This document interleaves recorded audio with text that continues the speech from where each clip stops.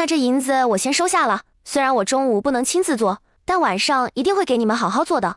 对了，奖励和工钱应该也还是这样吧？你有没有特别想吃想点的菜？没有的话，那我到时候就看着做了。你放心，我保证一定不会和我们的一样。没有，你赶紧走吧。燕娇的叔父家，灿丫头，你一会儿帮忙婶儿劝一劝娇娇吧，不要再等下去了，没用的。林婶，你别着急，娇娇是个心里有数的人。那丫头一根筋，犟得很，心里要真有数，也不会等到这岁数。杨家二小子昨天已经回来了，可到现在都没上门，这意思不是明摆着吗？灿丫头，你帮婶子劝劝吧。翻过年，娇娇可就21了。林婶，昨天杨高武大哥才回来，今天到现在都没过午，所以你也莫急。今天他要是不过来，或许是有什么事给耽搁了，等过2天再看看。不过你要实在生气，又想知道咋回事，那就让人去打听一下看看。灿娘，你怎么过来了？是有什么事不？是有点事找你帮忙，不出意外的话，一天下来得有30-50文的工钱。什么活？难吗？不难，就是做做饭聊聊天什么的。地点就在谢宅，是给一个富贵人家的小娘子做饭。只是做饭，灿娘你和元娘姐不是可以吗？我今天有事过来找完你就得去水云村，中午不一定能赶得回来。而元娘姐她有事要出远门，先回李家坳去申请录影了。谢秀才今天有事，说是中午不回来吃饭，估计晚上也够呛。那行，我过去给那小娘子做饭。婶娘，那我去一趟谢宅，如果杨大哥来了，你与他说一声我在那。他要是带人来提亲的话，你让小雪去谢宅喊我就行。娇娇姐，我和你说一下具体的情况，还有工钱不是30-50文。等他说完苏明山和李军以及他之间的纠葛，那看来这个苏明山的到来也不完全是坏事，至少成全了你和李军兄弟。听你这么一说，好像还真是这样哈。娇娇姐，这1两银子是对方给的，他们的要求中午要2道绿叶菜，这样你拿着银子先去买肉，至于买什么你自己看着办。我有点事要去找我茂才舅舅，又得赶着去水云村。绿叶菜晚些我让茂才舅舅想想办法，到时弄点送到谢宅去。对了，苏明山还会让人送米面之类的回谢宅，元娘姐说到时候就搁3婶房间去。好，那我走了。三娘你先忙，咱们回头空了聊。李元有1个多月没回李家坳。元娘，你既然要回来，那干啥不跟你三婶和君子一起回来，非得花钱另外雇车？还有，回来就回来了，买这些东西做什么？我也是临时起意决定回来的。对了奶，我准备去趟府城，过几天就回来。你要去府城做什么？谢哥有点事，他要去那边，我只能跟着了。是李家坳能有今天的好日子，可全都是靠人家谢秀才。现在人家有要事必须出门，作为做饭能给他转运的元娘，也只能跟着去。他要是不同意，就有种过河拆桥不厚道的感觉。那你是回来办路引，要去几天？现在天越来越冷，官府的人过来通知，说让大家防范着点儿，多囤粮食、囤柴火、囤炭什么的。村里年纪比奶再大一些的，懂得看天，说是搞不好会下大雪，让挨家挨户都加固一下屋顶。家里只有孤寡的人家，村里也都安排人去弄。元娘，你这次出门的话，是不摆摊了吧？那这2个孩子搁老宅这边来，奶给你看着。还有，你尽量早点回来吧，不然奶怕到时候真的有大雪封路，回头回不来。君子不出意外，腊月就要和灿丫头成亲，你这个长姐可得在。奶，你放心，我会尽快回来的，撑死不会超过半个月。还有采薇和青纱，他们2个这2天就跟着君子在家住，等回头灿娘得空了会来带他们。自己好像又害了这个大孙女。元娘她跟着谢秀才出去，虽然是为了照顾她的饮食，但这孤男寡女的，说出去着实不好听。不清楚的人还以为他们俩有什么见不得人的关系。如果之前没有要谢秀才烧炭的方子，那他现在可以理直气壮的要人家负责。元娘用自己的声誉替族人换来了赚钱的法子，仇人。奶，这宅子是怎么回事？不是君子让秀才公找人盖的吗？奶，这屋子什么时候盖成的？秀才公找了好多人过来盖的，花了大半个月的时间。奶，这屋子上梁柱的时候请客了吗？没有，秀才公说等君子回来后会宴请大家，不过到底有仪式，因此那天他着人买了不少东西，用油纸包着往下撒。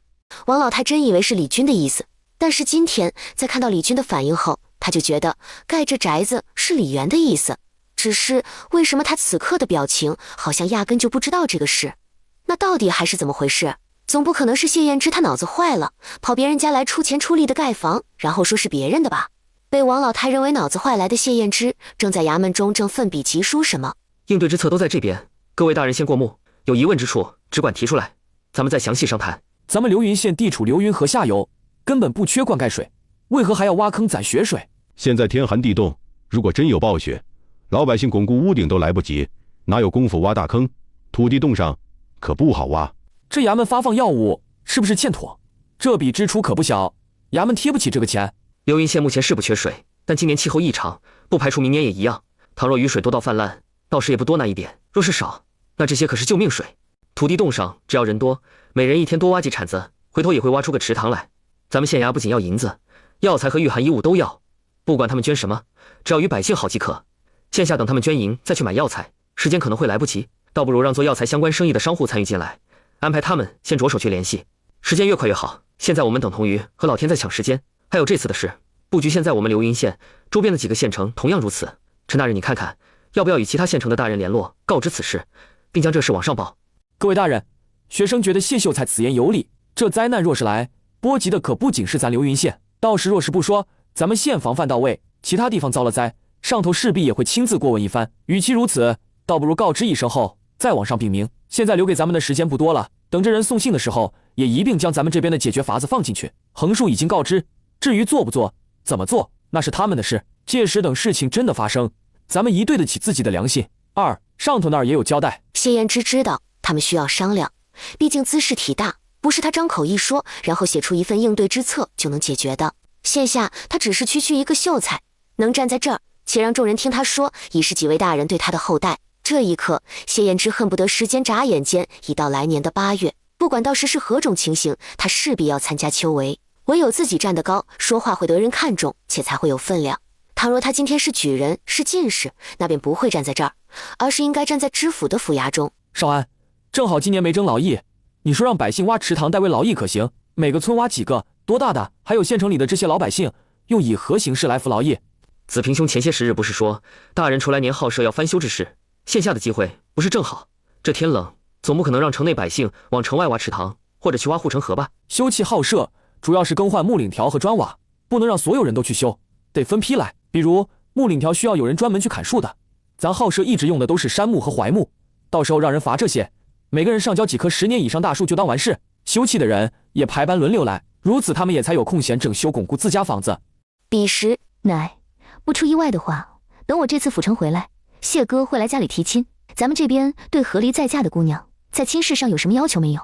啥？元娘，你说啥？我没听清楚。又将刚才的话重复了一遍。要不到时候我就和君子还以灿娘一起成亲吧。听说一进一出，寓意不大好，那就先出再进。只进不出好，意味家丁兴旺，儿孙满堂。如果你要同一天，那只能你先出，然后再让灿丫头进。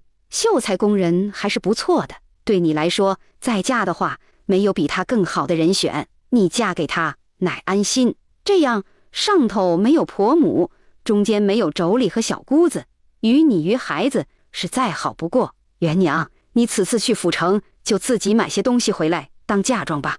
元娘，你是咱们李家最大的姑娘，但叔娘和林娘都与你相差不多。当年你及笄时，乃给你们各打了一对银手镯，一对耳当，还有一根银簪，本想着到时候给你们陪嫁用。可是乃知道你收下刘家聘礼那天，你都快出嫁了，去找你又被气晕了头，也就忘了这事。等你出嫁后，本想你3朝回门再给，可是算了，说这个做什么？本来这些东西该早就给你的。元娘，乃对不住你，让你受苦了。面对一脸愧疚的王老太，心里有些复杂。她不是原主，所以不能说什么，也没资格说什么。奶，这会儿时辰不早了，我得赶紧去找华叔，不然我怕这路引到明天都办不好。那走，你华叔最近忙，每天在各个村里转悠，就怕哪家粗心，不把老一辈的话当回事，到时候屋顶不牢固，给垮了。那边马氏和李军，君子，你奶早上说的，你也听到了。你这亲事，我和你大伯娘亲自替你操持。你爷刚才也说，你成亲的银子家里给掏，保证给你办得热热闹闹的。灿丫头是好姑娘，哪怕没有爹娘在，咱就不能让她受委屈。今天下午我就去你洪奶奶那儿找她替你做媒，让她明天先跑一趟灿丫头舅舅那儿，先提一提这事儿。等她舅舅那边答应了，咱们后天就去求婚，然后问灿丫头的名字和出生年月日，紧接着把灿丫头的八字取回来送到祠堂那边去，象征性放几天，之后咱就可以下聘了。晚点等家里人齐了，咱们看看黄历，哪天日子好，咱把成亲的日子定在那一天，尽量赶在年前吧。婶儿想让你年前就娶个媳妇回来。君子，方才你说欠的银子自己能还完，不用老宅这边帮忙，这是什么意思？你打算用元娘的银子，还是要花灿丫头的？三婶和你说，男人得有担当，不能想着花女人的钱。元娘赚钱不容易，成天风里来雨里去的，所赚的都是自己一文一文攒下来的。她还有2个孩子要养，你可别想从她手里拿钱还。元娘赚钱不容易，成天风里来雨里去的，所赚的都是自己一文一文攒下来的。她还有2个孩子要养，你可别想从她手里拿钱还。三婶，你放心，我不会要我姐的钱的。灿丫头的也不能要，她哪怕是嫁给你做媳妇了，你也不能花她的，不然别人还道你娶媳妇就是为了帮你还债。你实话告诉三婶，你外头到底还欠多少？以前三婶帮不了你，是那时候自己手头本来也没钱，加上你三哥还在读书，老宅这边能帮着你还村民的利钱就不错了。但现在不同，今年你3个堂兄弟靠着盘炕的手艺都赚了不少，现在他又卖得好，帮你将这钱还清还是可以的。三婶，以前我和村里人借的钱都是你们帮忙还的利钱，他们愿意借我也是因为有你们在。当年的事其实也就是穷闹的，现在咱们托元娘的关系，日子过得好了，自然能帮你一把是一把。君子，你的欠债家里可以帮你还，这也是先前我们答应你奶的，你姐也知道这事。还有三婶知道你读书有天分，现在捡起来也不迟。你就算不为自己，也得为灿丫头还有日后的孩子考虑。劳役或者说徭役，你想过没有？征子来年要下场，不如你趁这段时间也没什么大事，就把书捡起来。书籍、征子这都有，你每天晚上过来与他一道学吧。不管怎样，就当练手先看看，咱也不急1年2年就能考上。舅舅，你们怎么回来了？是跟你娘还是灿姨回来的？跟娘。舅舅，谢伯伯要当我们的爹了，娘和谢伯伯要去很远的地方，回来要办路引。娘说到时候和你跟舅娘一起成亲。谢哥不是说他姐对他没什么感觉吗？怎么才1夜过去，他姐就要嫁人了？这是什么时候的事？他怎么不知道？还有什么路引去很远的地方，这到底怎么回事？天都冷成这样，他们没事出什么远门？他才和离没多久，怎么就要这么草率的嫁人了？谢哥是人不错，但是也不用这么着急吧。而且他分明看得出来，他对谢哥没有什么特殊的感情，至少从昨天晚上谈话还有吃饭期间的互动，他都没看出来。那让他突然会有这想法的具体原因到底是什么？君子哥，高武哥快死了，你快去他家看看。平安兄弟，你刚才的话是什么意思？高武兄弟不是昨天才和君子从外头走镖回来，怎么快要死了？我奶是常年给人做媒的，我们从外走镖回来的时候，高武哥就说今天会上门请我奶帮忙一起去严家和娇娇姐提亲。说重点。高武哥今天没来我家，我奶不想失去这份媒人红包，就去了杨家，结果杨家说人没回来，然后就把我奶打发了。我奶是常年做媒的，嘴巴能说，本来想人没回来，可能是出门了，等下午再过去也一样。平安兄弟，我要听重点。重点就是高武哥在这大冷天穿着湿衣裳，手和脖子全都是水泡，像是被人剥了皮似的，现在整个人意识不清，嘴里还说胡话，然后杨家人还不给他请大夫。是烧开的水泼的，这事是杨家人干的吧？我奶和我都是这么想的。我奶知道我和高武哥关系好，一知道后就赶紧回家告诉我。我想杨家可能是舍不得钱，才不给高武哥请大夫，就自己去医馆带了大夫过去。杨家那些货色简直不是人，我带的大夫连门都没进去，就被他们骂出来了。我担心高武哥，就硬是闯进去，然后看到高武哥那个模样，就想将他的衣裳给换了，把人带去医馆。高武哥那个娘和嫂子简直不要脸，为了不让我把人带走，一个拉着我，一个往我身上蹭，然后还大声喊非礼之类的，哭哭啼啼说要去告我。这事娇娇知道吗？应该还不知道，我一知道情况后就去杨家了。之后看高武哥快不行，就跑回镖局借马过来找君子哥。大姐，我这就去通知娇娇姐，先走一步。好，采薇，咱们中午直接吃这道菜就好了。娘吃完后得先进城。你和妹妹还记得舅舅的朋友杨高武叔叔吗？记得。你们杨高武叔叔被坏人给伤到了，现在情况很严重。以前他和你们舅舅去水云村帮过我们，现在我们知道他情况不大好，也得去看望一下，所以娘就去看他。你们在家里好好跟苗苗姐一起玩，好不好？等娘从府城回来，就给你们买礼物。那娘你现在去吧，刚好我焖饭的时候把咱带回来的包子也热了。娘你先垫一口再走，我现在做饭还没那么好吃，等我再练练，练好了再给娘做。淼淼，大姑有事要出门，会有些天不在家，你帮大姑照顾好妹妹，等大姑回来给你买一对丁香耳当行不行？大姑你放心，我一定会看好2个妹妹的，除了家哪儿都不去。你们2个在家乖乖听话，你们舅娘一得空就会回来带你们。娘出去一趟，会尽快赶回来的。娘放心，我和妹妹会很乖的。你出门在外要记得照顾身体，不要让自己生病，知道吗？好，那娘先走了。彼时，杨家正在唱大戏。娘，小五还没把银子拿出来，不能让人把他带走。他要是走了，昌儿明年的束修怎么办？君子，高武兄弟现在这样，不好骑马颠簸。你先把人放上来，咱去医馆。君子哥，马我得先还给镖局，你赶车带高武哥去医馆，我稍后就来。都是你这个狐妹子，要不是你，小五怎么可能会不听我的话，又怎么会忤逆我？有爹娘生，没爹娘养的贱蹄子，小小年纪开始就知道勾搭人，没男人你活不下去了是不是？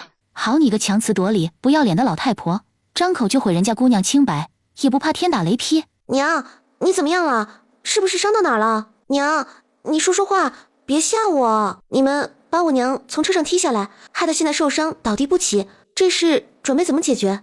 你想怎么解决？我娘年纪大了，身子骨不好，你们现在害她这样，没个1年半载好不了。按照我娘这岁数，哪怕是接点换纱的活，1个月也能赚个200-300文，何况她还要帮忙洗衣、做饭和带孩子。呸，还接点换纱的活？从我认识高武哥开始，就没见过他做过活，还帮忙洗衣、做饭、带孩子，那也是你们自己的事，跟别人有什么关系？谁生的孩子谁自己带。再说他伤哪儿了？指出来我瞧瞧。岩娇，你这是找啥呢？扫把、木棍、擀面杖、洗衣棍都可以，我找一根来打。不是说伤了吗？我瞧着没伤。既然他打定主意赖上，那我就把这事给做实了。不就是要钱吗？等我打断他的手和脚，就给赔。各位街坊，不知道谁家有大一点的洗衣棍，我可以出2文钱借用一下，等用完定然归还。这2文钱是借用洗衣棍的，另1文钱等于是押金。如果你们不想要回洗衣棍，拿着3文钱就可以买一根新的。大小张氏婆媳俩没想到，真的有人不顾邻里跑回家拿洗衣棍，顿时吓得往家里跑。苏姑娘，你和娇娇快去把门堵住，免得他们跑回去。君子，你快带高武兄弟去医馆，这边的事可以慢慢处理，但是高武兄弟的病情和伤势耽搁不得。这银子你先拿着，等这边的事解决完，我们再过去。无论如何，人最重要，先把命保住，懂不？姐，我有钱。元娘姐，我身上带的银子不多，早上就带了几10文，都买肉了。这银子是菜娘给我的，我原本打算晚上做了饭后和苏姑娘再结算的。现在你能不能借我点钱？你放心，等回去后我立即还你。苏姑娘，杨家这2个都是皮肉伤，娇娇只是往他们身上肉多的地方招呼，根本用不着这么多。1两银子都多了，我只有100文，直接给买2瓶药酒擦就行。咱就算银子再多，也不能花在无关紧要的人身上，何况咱自己也不宽裕。不行，你们将我儿子儿媳妇打成这样，不赔个10两20两，这事儿没完。我要去衙门告你们。行，去告啊！正好我心里有疑惑，也想让大人查一查高武兄弟身上的伤是怎么回事，伤他的人是不是该判刑？还有，你家这宝贝儿子杨高文长得跟你一个模样，矮矮瘦瘦，还一脸猥琐相，而高武兄弟长得高壮挺拔，和他完全不同。我倒是好奇你是怎么生出这样的儿子的？难道一个儿子像娘，一个儿子像爹？老杨生前可不高，也是瘦瘦矮矮的。还别说，我们不少人都说小五不是杨家的种，和杨家人一点像的地方都没有。呸！老娘10月怀胎生个儿子，你居然说不是老娘的，你到底安的什么心？呸！瞎了你的狗眼！还你的儿子，要真是你的儿子，这俩兄弟能差那么多？真要是你的儿子，你能这样偏心对待？就是，虽然一个巴掌的指头各有长短，但是那都是自己手，自己的孩子，真要伤了，能不疼？瞧瞧你那模样，可有丝毫的心疼模样？我看你是巴不得小五死。呸！烂心肝的婆娘，迟早遭报应。老天爷，你睁开眼睛看看啊，看看我们孤儿寡母是怎么被人欺负的。这一个个丧良心的人，睁着眼睛瞎说话，非得说老儿不是我肚子里爬出来的。他爹，你当初走的时候，怎么不把我一起带走，留我一个人做寡妇，千辛万苦带大2个孩子，最后还有被人指着鼻子骂。他爹，你回来看看，看看老二这个丧了良心的，到底是怎么带人回来闹，回来打自己的兄弟。我不活了，我死了算了，反正活着也是遭人嫌，碍人眼，我活着还有什么意思？我去死算了。你们杨家人先别急着哭，听我把话说完，到时候想死就赶紧去死，别在大庭广众之下嗷嗷，这是嗷给谁看呢？真当大家都是傻子？真要死的人是不会有那么多废话的。大娘，我先介绍下我自己，我是李军的姐姐，之前和离的时候受过高武兄弟的恩惠，这不得知他家里的情况，就有心帮他和岩娇姑娘一把。你猜我这1个多月都查到了些什么？我查到高武兄弟不是你的亲生儿子，你也别给我虚张声势，你要是不怕的话，那我可就让严娇上衙门去击鼓状告了。我不仅有证据，且还听你家那个比我还矮一点的大儿子亲口说的。要不是他那天醉醺醺的时候亲口说了，我怎么会去查，又怎么会掌握证据？你到底想要做什么？我家的事跟你有什么关系？是啊，兰儿虽然不是我亲生的，但不管怎么说，我都养大他了。都说养恩比生恩大，我要他点钱，怎么了？打他又怎么了？要是从我肚子里爬出来的，我就算是要他命，但也得还给我。这要不是看在高武兄弟现在昏迷不醒，不知道你不是他亲娘后会有什么反应。你信不信我现在就上衙门去告你？是，你养大了又如何？你现在要的可是他的命。他不是你儿子，你知道这叫什么吗？这谋杀，知道吧？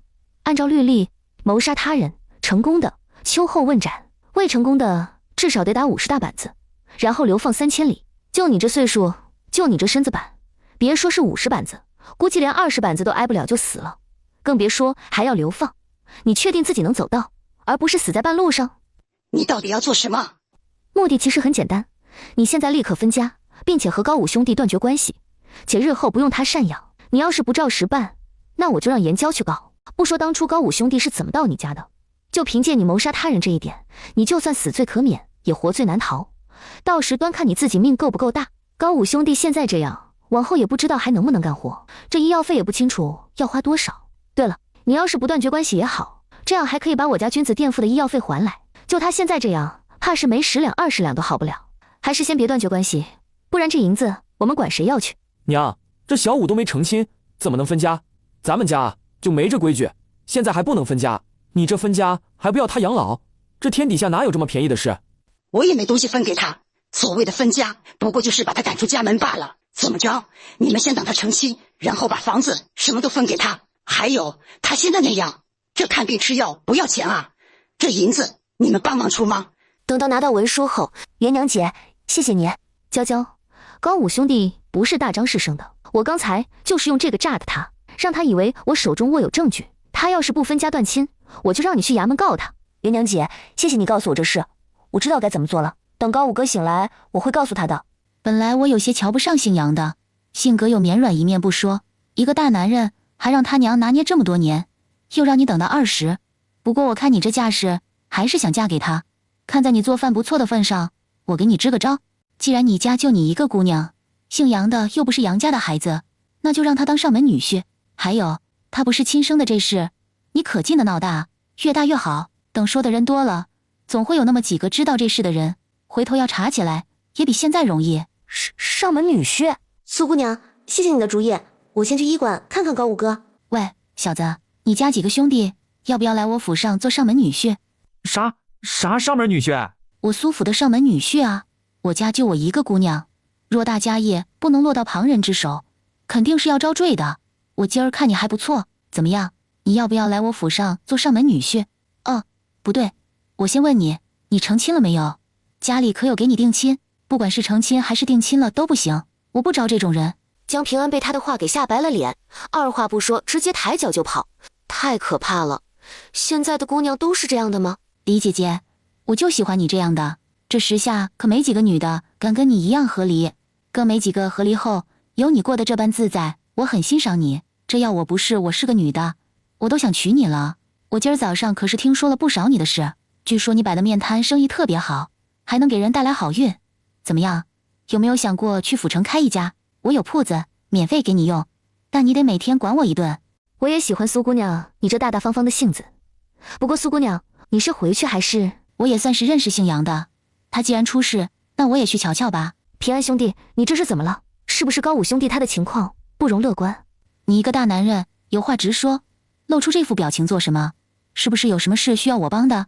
江平安可还记得苏明山问他要不要做上门女婿的事，这要不是有求于人，他是真的不太乐意和这个大小姐说话。苏姑娘，你有人心堂的保命丸吗？高武哥的情况不是很好，现在沈大夫正在处理，他说能不能撑过去就看今天了，不过他估计悬。保命丸我苏家有，我爹当初花重金千方百计为我娘求来的，别说我不会随身带这种东西，就算带了，我也不能把我娘救命药随便给别人。沈大夫这边也没有。外头冷，咱们进去吧。今天有些累，我就不进去了。这10两银票你帮我给严娇，给不了药我只能送点钱，你就说是我奖励他今天做饭好吃的银子，还有早上给出去的1两，也不用他再找零。若是杨兄弟没事，让他想想我的话，要不幸没了，让他多为自己想想。咱袁国有律例，女子过20不嫁，其父母有罪。他是20最后1年，翻过今年肯定要定罪。他是无父无母，可他叔婶在，从小又是将他当女儿养大的，怕会替其父母受过。菜娘，你回来了。我一回来就听素锦说高五哥的事了，我猜你们肯定在这儿，果然没找错。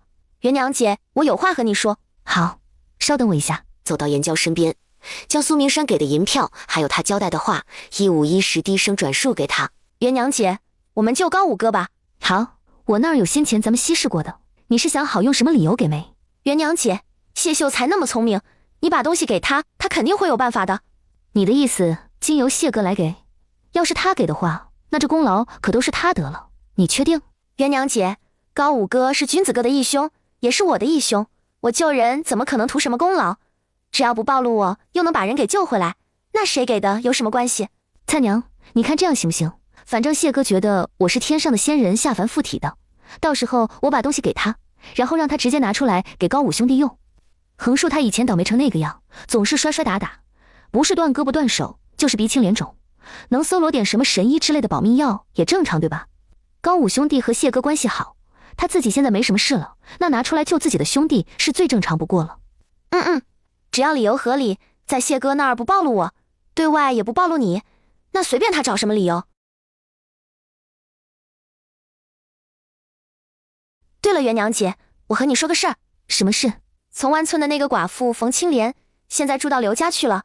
刘梅花那个老钱婆骂骂咧咧说要休了王永胜，你知道咋地不？王永胜让他赶紧休，然后从家里滚出去，说那是他的家，房契是他的，和姓刘的没关系。那刘梅花岂不是要气死啊？可不，刘梅花简直要气炸，想打王永胜，可人家有帮手，他哪里打得过啊？这不还反过来被王永胜给揍了。他说什么早就受够他了，让他也不照镜子看看自己什么样之类的。对了，冯青莲好像还身怀6甲。我听说啊，刘东升只当没看见，人家冯青莲说自己以前主家可是有不少长得好看的小姐妹，到时候介绍给他呢，搞笑得很。他那心爱的翠柳看来也不过如此。袁娘姐，看来我们之前还打轻了，这才多少天，人家就能折腾出这么多幺蛾子，可见都是皮肉伤，没怎么影响到他们。下次咱们再稍稍加大了一些，把胳膊腿打断吧。对了，杨家是怎么回事？袁娘姐，你说咱们要不要继续干一票？兴许老天爷也是看不惯这种人，想收拾呢。现在不行，我明天得和谢哥去府城，晚上要多做一些路上吃的干粮，等回来再说吧。那你要不要先回去？这会儿天都快黑了，你准备好东西，晚上还得早点睡。对了，你的录影好了吗？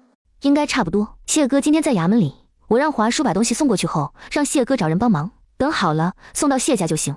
要是谢家没人，就送到隔壁秀娘家去，到时候我过去取也一样。那袁娘姐，你先回去吧，我出去买点吃的送过来。我估计君子哥和娇娇姐一直到现在都还空腹，晚点我再回去。君子，我明天要去府城，这会儿不早了，得先回去收拾一下。你晚上守在这，让娇娇先回去休息，明天过来替你。等人醒后，看看安排住到哪去。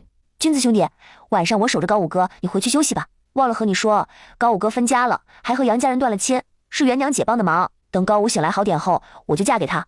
袁娘姐，你真厉害，你是怎么办到的？我觉得杨高武不像杨家人，就骗大张氏说自己知道这事，还掌握了证据，让他痛快点把家分了还断亲，不然就送他吃牢饭。行了，不说这些，我先走了。菜娘，你去看看买点什么吃的送过来，不行的话我回家做了找人送来也成。袁娘姐你别麻烦，我出去买。李娘子，我看你们都不在，我家小姐情绪不大好，就先用你们的米面肉菜给小姐做了饭菜，也给你们留了些。谢谢，我们不在的时候，厨房的东西你们只管用。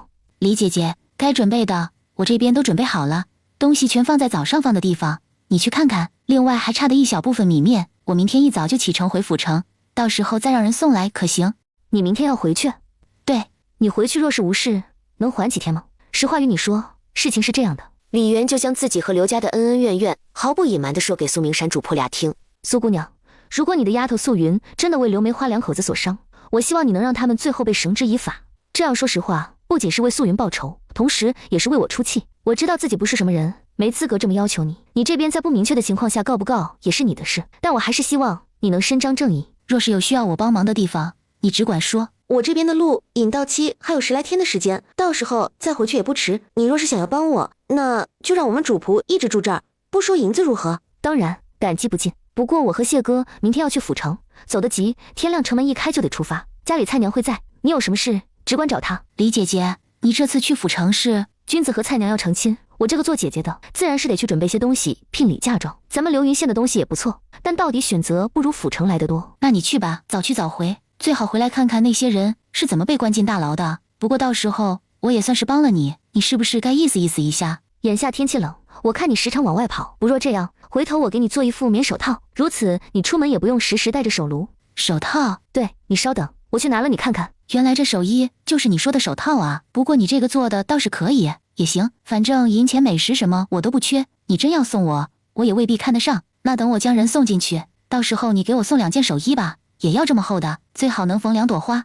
元娘姐，谢哥什么时候回来？我也不知道，我以为陆隐会在隔壁家，去问了也没有，估计到时候是他带回来吧。怎么了？是有什么事吗？高武大哥的情况不太好，气息越来越弱，娇娇姐一直哭，君子哥也留在那儿，都不敢走，就怕有个万一。菜娘，我东西准备的也差不多了，剩下这些要做包子，你来接手，我去衙门那边看看怎么回事。一会儿我直接让谢哥去济世堂。好，元娘姐，你手中这是？我那刚好有能让人快速退热的药，我估计高武兄弟之所以情况越来越严重，和他发热退不下来有关系。这瓶小的是快速退热的，大的是消炎用的，一瓶管1天。他现在大面积烫伤，情况挺严重的，不用这个不行。不过晚上我先不打算让他用这个大瓶的，菜娘你先替我收着，明天一早过去看情况再给。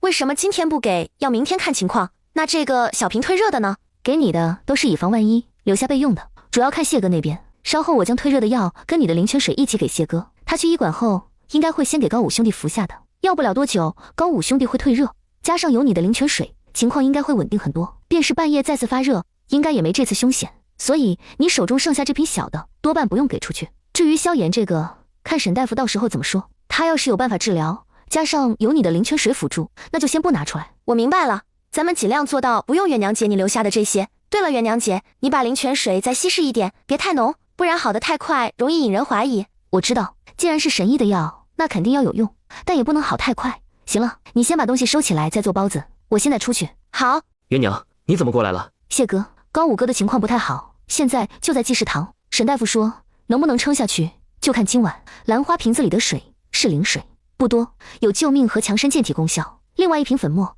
是能让人快速退热的药，你到时候直接用温水搅匀，让他服下即可。东西都不多，我还准备了一份，留在菜娘那儿，以防万一。高武兄弟的情况，我现在一时半会儿和你说不清，你自己过去了解就行。对了，这个馅饼是我刚做的，你先垫一下肚子。元娘，我知道你是仙人，心地善良，见不得有人受苦，但是这种天上的神药，往后莫要轻易给出来。匹夫无罪，怀璧其罪的道理，你须懂得。我知道，但是高武兄弟是谢哥你的兄弟，是君子的义兄，更是娇娇喜欢的人，我做不到眼睁睁看着他没了。东西给你了，你想想该怎么与他们说这是怎么得来的。我得先回去准备咱们路上吃的口粮。哦，对了，谢哥，我的录影在你这吧？咱们明天是一早就出发吗？车行那边的车定了没？录影在我这儿，车行也订了一辆马车，明日一早过去，把录影和文书拿出来，再查一遍就可以走。至于一会儿怎么说辞，我就往自己身上揽，不会暴露你身份的。对了，元娘，咱们如果要定亲的话，是不是得去你爹娘坟前摆摆？等你提亲的时候，让君子带我们去祭拜吧。对了，谢哥，我想先定亲，成亲的事等年后择吉日再定成不？不过这样会不会影响到你？就是云国有律例，25不娶，其父母有罪那条。要是影响不大，他想晚一点。他对他是有好感，但还未到非君不嫁的程度。年前成亲对他来说还是有些快，且他现在所谓的喜欢，或许还掺杂了一些能给他带来好运的缘故。他想最好能够顺其自然一些，而不是因为任何外在因素。那就先定亲，成亲的事你说了算。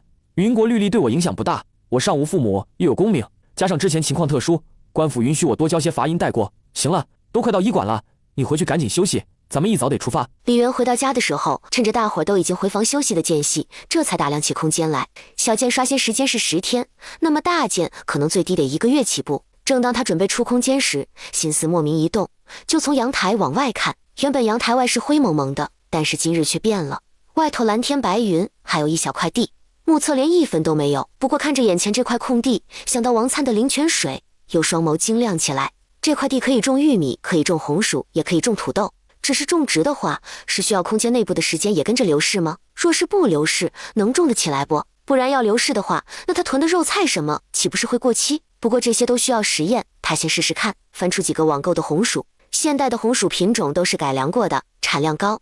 若是他能种出来，有王灿的灵泉水辅助，到时候在开春的时候，他就能让整个李家坳都种上。来年流云县缺水，而红薯高产耐旱又不挑地，最是适合种植不过。心情极好的李媛回到塞得满满当当的房间后，看见还未睡的王灿，低声将这事与他分享。元娘姐，我可以进去看看吗？菜娘，我也不清楚能不能带你，要不你闭上眼睛，我试试。好。等了许久，又重新牵住他。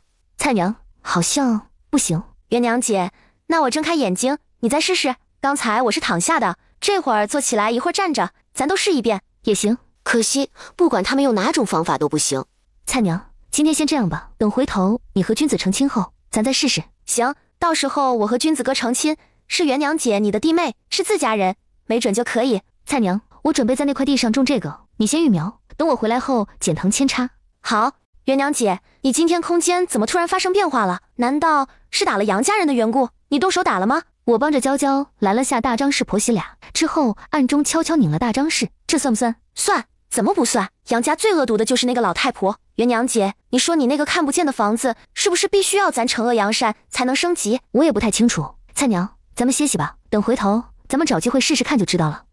李媛不知道谢燕之是什么时候回来的，等他被喊醒的时候，外头依旧一片漆黑。元娘，该出发了，车行那边要检查登记录影，然后开个条子，等到了半道的驿站处，我们才好更换马车。菜娘，我和谢哥先走了，你照顾好自己，这2天若是得空，就回家看看采薇和青纱。好，家里的一切有我。元娘姐，你放心。谢哥，高武兄弟的情况怎么样了？吃过你给你的药后，约莫半个时辰就退热了。沈大夫得知后，还问我有没有想看看那药到底是何成分，我就怕会这样。故而连装药的瓷瓶都用水涮过。他中间醒过来没？醒过，可能药效过了，他给疼醒的。后来沈大夫给开了药，之后没多久又睡了。在我回来之前，他夜里发热过一次，倒是没之前那样凶险，用温水擦擦，不多时就退了。这些人都是城里富商府上的管事，这次不仅要大量采购风寒药、外伤药等基础药物，还要大量购买米粮和御寒物资。因时间有限，府上没那么多马车才会来此。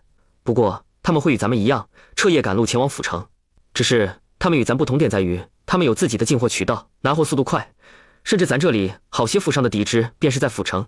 谢哥，你之前说粮食这块不是不用担心，也保证不会提高价格，怎么这次还要继续大量购买？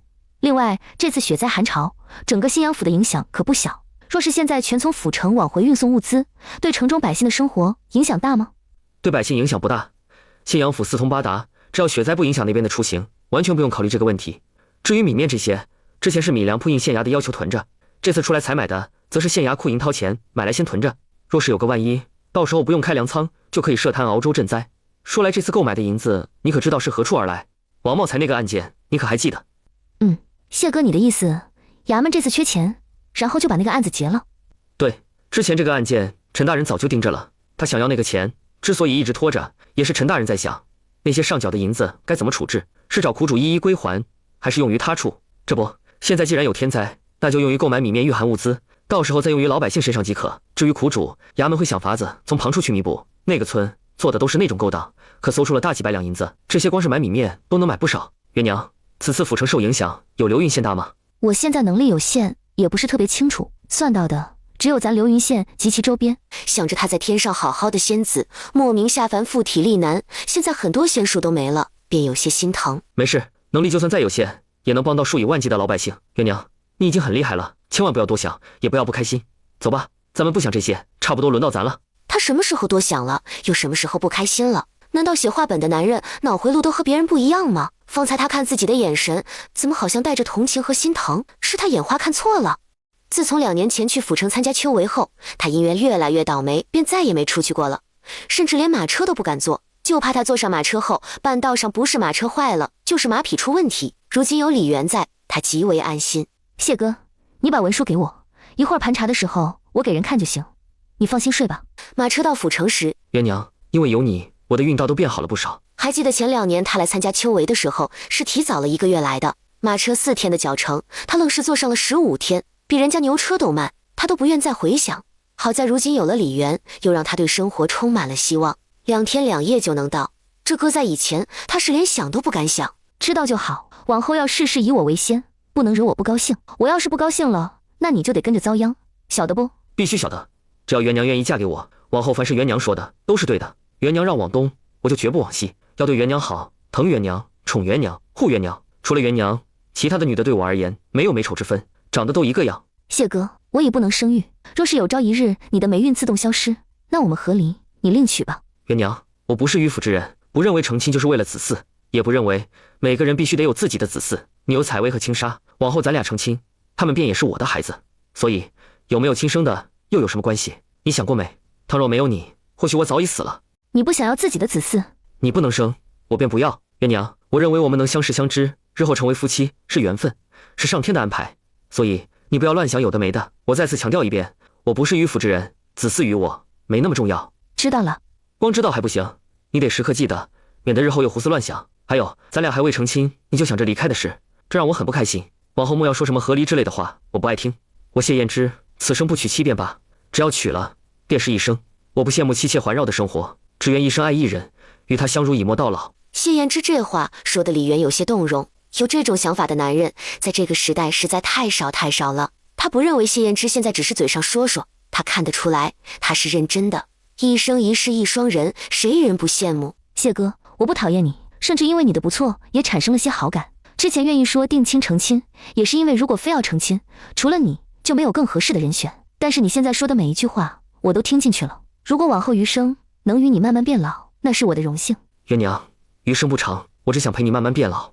纵然有朝一日不用你，气运就变好，我也只是你一人的相公。外面的环肥燕瘦，又与我何干？这个男人该死的会说话。李军也赶着牛车，载着浑身是伤的杨高武回了李家坳。君子，我没有家了，往后能跟你一个姓吗？你我是结拜兄弟，想跟我姓，你没意见，我也不会有意见。娇娇，我现在这样，也不知道什么时候能彻底好。我很自私，还是想和你在一起。我不想看你日后给别人洗衣做饭生孩子，也不放心把你的幸福交给别人。高武哥，等你好了，我就嫁你。不，到时我嫁你。高武哥，你要跟君子哥姓李，然后给娇娇姐当上门女婿。我跟君子姓，是君子把我从杨家救了出来，嫁给娇娇是我心甘情愿，也是我欠他的。君子，我还剩下多少银子？你一共有15两银子在我这儿，这2天去了2两银子，还剩下13两。不过这得多亏了谢哥及时送来的药，不然你那10几两现在能不能剩下5两，还是另说。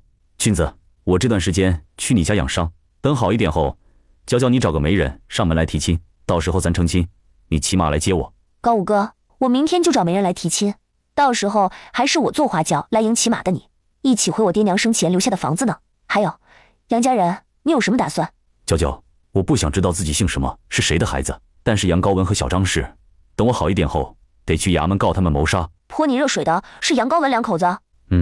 我因为要娶你的事和大张氏起争执，杨高文两口子不知从哪儿听说我这次赚了大钱，就以不孝的名义想弄死我。原本我身上的1两银子，在我倒地后被他们抢走了。我们才回来，他从哪儿知道你赚了大钱的？还有，这是有预谋的准备杀你吗？不然为什么刚好端着一盆热水？我不知道，什么都不知道，也不清楚他们的消息从哪来的。我既然不是杨家的人，他们留着我像以前那样好好的给他们赚钱不行吗？难道就因为怕我娶妻后分家不养他们了？但是娶妻后，在我不知身世时，大张氏同样可以拿孝道压我，让我每个月给他多少，根本就没必要对我下毒手。我看还是得查你的身世，或许和这个有关也说不定。现在这2天流云县杨家那一片都不少人都知道你不是杨家人的事，纷纷猜测当初到底是什么个情况。就我所知，当初大张氏确实是怀有身孕，产期也确实你是出生那段时日。会不会是偷换的孩子？高武哥，你是有钱人家的孩子，然后大张氏把你和他的孩子换了，他把自己的孩子送到富贵人家去当少爷去享福。要不然就是当初有富贵人家的娘子生产，然后后宅斗得厉害，有人把你偷偷抱出来，和生了个闺女的大张氏换，这样大张氏的孩子可以去富贵人家当千金小姐，而那与他换的人又除了心头大患，毕竟儿子可是要继承家产的，女儿给点嫁妆就可以打发了事。要不去问问大张氏以前有没有不对付的人，然后2人一起嫁人，他又样样比不过人，刚好一个远嫁又有身孕，但娘家在这边，然后回来的时候动了胎气，提早出生了。这样大张氏因为心头生恨，就使计将2个孩子给换掉，就是因为高武哥的娘和他不对付，所以才不给娶妻，还使劲苛待他。我看你一天天也忙得很，怎么还能想出这么多恩怨情仇来？看来谢哥写话本都不如你，不若你跟着我一起识字，往后也靠写话本给自己赚点贴己。谢哥靠这个赚了不少，可比你和姐辛辛苦苦摆面摊赚的多还轻松。跟你多学认字可以写话本赚钱就算了，我可没那能耐。刚才我说的也只是胡思乱想而已，具体的还得查。不过眼下我已经查好了水云村刘梅花带回来的银锭都在谁家，至于有没有印记，回头我上老宅那边问问奶就知道。怎么还扯上李家老宅那边了？说到这时，王灿来劲了，便说起其中的恩恩怨怨。我向杨大花追回银子之前，刘东升把欠的20两银子还给刘氏族人。那银子据说是刘梅花两口子带回来的，是4锭5两的银子。之前大伙儿借给刘东升时，低的几百文，高的1、2两。这人数多，银子大，众人舍不得捡成碎银，哪怕有秤，还是怕自己吃亏，可不得找人换吗？赵家隐瞒拿了你家钱的事，就算有钱也没人知道，又怎么会有人找杨大花换？再说，当初你只是拿回了地，银子和那7亩水田的产量都没要。赵家有钱，就算换了，也不会轻易再给出去。我也不知道怎么会有人找赵家换，我只清楚赵家银子其实不多。杨大花3个儿子，一个读书，一个做学徒，一个地里刨食。读书的费钱，每年得花不少银子供着，笔墨纸砚都要用好的不说，逢年过节，父子的节礼就得花不少钱。至于做学徒那个，没出师之前，别说往回拿钱，不管家里要都算不错了。赵家所有收入主要靠老大两口子和他们老两口，他们没什么手艺，只能从地里刨食，所赚的有限。这赚的少花的多，可不得将从我家弄走的银子给霍霍了。后来因为我的事，赵家几个儿子嫌杨大花丢人，闹分家闹得凶。杨大花的大儿媳妇觉得他太毒了，千方百计让他男人分家。杨大花可斗不过他大儿媳妇，尤其是在儿子只听儿媳妇话的情况下。前段时间，李铎等几个堂兄被请去水云村盘炕的时候，杨大花的大儿媳妇闹得分家成功，然后让多起炕。杨家3个儿子各要1张炕，加上老两口也得要1张，这4张炕可要不少钱，外加分家也要分钱。据说杨大花在分家之前还被刘东升要回5两聘礼钱，如今他手头也没多少钱，就不得不把银锭拿出来用。而刘东升他从赵家拿到钱后，就去赎了1张地契回去。一旦确定刘梅花两口子就是上苏明山丫头的人，到时候刘家别说是买回去的地，便是连宅子一起卖掉，怕是都不够还。按素锦的话说来，丢失的银子至少有70多两，现在刘家赎回去的地加起来也就50多两，剩下的银子可都让他用在还债上了，更别说到时还有首饰之类的要赔。光是杀人谋财这一点，就算他们到时不死，也得脱层皮。总之，不是坐牢就是流放，是赵家分家要分钱。加上盘炕多，索性就把换回来那个带有印记的5两银锭拿出来，让李铎他们破开找。杨大花机关算尽，怕是没想到拿我家银子培养他几个好儿子，最后会变成嫌他丢人的局面。我现在只要确定银锭有没有印记，再让苏姑娘确认一下是不是他府上的就好。只要确定是，我马上找人写状纸，让素锦去告。一旦刘梅花和王永胜坐牢，那咱也好向刘氏一族提出给采薇和莎莎改姓这事儿。我看这样可行。本来当初还让2个孩子跟着姓刘，也是为了方便我姐带2个孩子走。刘氏族人不孬，尤其是那个刘东林，看着好说话，实则内里比猴精。若是刘梅花和王永胜犯了事，为了子孙后代好，刘东林是会答应的。新阳府城内，月娘看这宅子可还行？这是我前几年托郭掌柜替我买的，前年赶考，跟我娘一起过来，便是住在这儿。奈何我娘在临考前1天走了。谢哥，不是说父母不在了，得守孝3年吗？那按你这么说，其实才2年，咱们的亲事是不是得明年下半年后？都说守孝3年，实则是27个月。秋闱是在8月份，到如今已快是27个月整。等咱们回去，就可以准备出孝。谢哥，不是说守孝得吃素，还不宜出远门什么的？那你现在都还算在守孝内，怎么还吃肉又出远门？月娘，我的情况比较特殊，当初我娘走之前还让我不要守孝，我其实也是在守了1年半后才开始吃荤食。毕竟我成天摔摔打打，还时不时爷爷被呛的，身体远不如寻常人健康，光靠吃菜是不行。至于出远门，这是我守孝以来第1次，且也是即将出孝了。那咱是直接吃饭歇一会儿再出门采买，还是这会儿就出去？这2天舟车劳顿，咱先吃了歇会儿，然后再出门。按照你说的，最好明天晚上或者后天早上就回去。只要咱不大量囤货到需要商家花时间备货的地步，时间上是来得及的。现在他空间中陆陆续续囤了不少米面，眼下他想囤点药和御寒衣物，至于粮食肯定也是要买的。但空间已经出现可以耕种的地，或许以后还会扩大，反倒变得不必那么着急。元娘，这里离贡院和府学都不远，周边住了许多秀才，每逢3年乡试，这附近便住满了人。我来年要参加秋闱，咱们提前到这住，可好？只要你没问题，那我也没问题。书中那个逃跑的县令多半还是会如期到任，届时，就算因为今年的雪灾囤下来的雪水能缓解干旱，但水灾和溃堤的事同样解决不了，那瘟疫也会伴随而生。算了，与其等到那时候，倒不如等老宅那边收了地里的粮食，他想法子哄大伙往外逃就是。只是官府到时肯定不会给那么多人开路引的，要怎么拿着路引离开，这是个大问题。否则没路引往外跑，往小了算流民，往大了是细作。流民被抓，按云国律例须杖80，寻常人别说是80，就是50都能要了命。至于细作，那是直接丢命的事，还是甭想了。到时候走一步算一步。谢哥，你这宅子没找人清扫，你现在不动手，晚上打算睡何处？元娘，我在等你来着。我这院子郭掌柜每隔半个月会让人过来清扫，所以也不是特别脏，但灰还是有的。你能不能施个仙术，把这些灰土变没？谢哥，很抱歉，你的要求我做不到。我现在和凡人差不了多少，清晨咒便是念了也没用的。谢燕之一听清晨咒，心下有些激动。果然，仙人都是有各种法术的。看来元娘要是还有仙术的话，说不好还会日行千里。元娘，能与我说说你们仙人日常都是怎么联系的吗？出远门是脚踩祥云，还是骑着仙兽？能日行千里不？我们联系可比这里简单多了，有专门的传音符。传音符是个不到巴掌大的铁牌，上面有几个数字，然后每个人都去申请属于自己的数码。想要联系的时候，只要输入对方的数码就好，不管多远的距离，哪怕是108000里，只要输入相应的数码，也不过是眨眼间的事，便可以和对方通话。那个铁牌传音符不仅可以听到对方的声音，还能看到对方的人，我们就靠那个联系。那出行呢？这个更简单，如果用飞的话，有大铁鸟，坐那个从咱流云县到京城，顶多也就是1个半时辰的事。但要走陆地的话，那有像在陆地上爬得飞快的龙一样，嗖的一声就不见了。从流云县到新阳府，不用骏马跑2天2夜，我们只要1个半时辰就能到。至于提前去机场和火车站的时间，李渊直接给忽视了。反正忽悠人他不带怕的。谢燕之听到他的形容，眼睛睁得大大的，其中还带着丝羡慕。他们人间要有这些东西就好了，那样日后他出门不管去哪儿都不用长时间在路上奔波。元娘，你在这休息，我直接收拾2间相邻的房间，可行？行，但你收拾自己的就好，我有个房间就行，不用收拾。对了，谢哥，这里有被褥之类的吗？有2床，但不够厚，这里没火炕，被子是往年冬天盖的，也未曾拿出来晒，今天阴天也晒不了，晚点直接去买吧。直接花钱买太贵，我这有后备，这2天你先盖着。这次我出门带的银子不多，这里头的钱你先看着怎么用，要什么只管买，稍后出门咱们俩分开走。你先买君子和王姑娘成亲用的东西，剩下的米面和药材我来置办。对了，你知道怎么回这里吧？这钱我可以随意用。当然，你是我认定的媳妇儿，等回去我就上门提亲。我的银子不也是你的？我赚钱就是为了日子过得宽裕，不用为银子发愁，所以你只管用。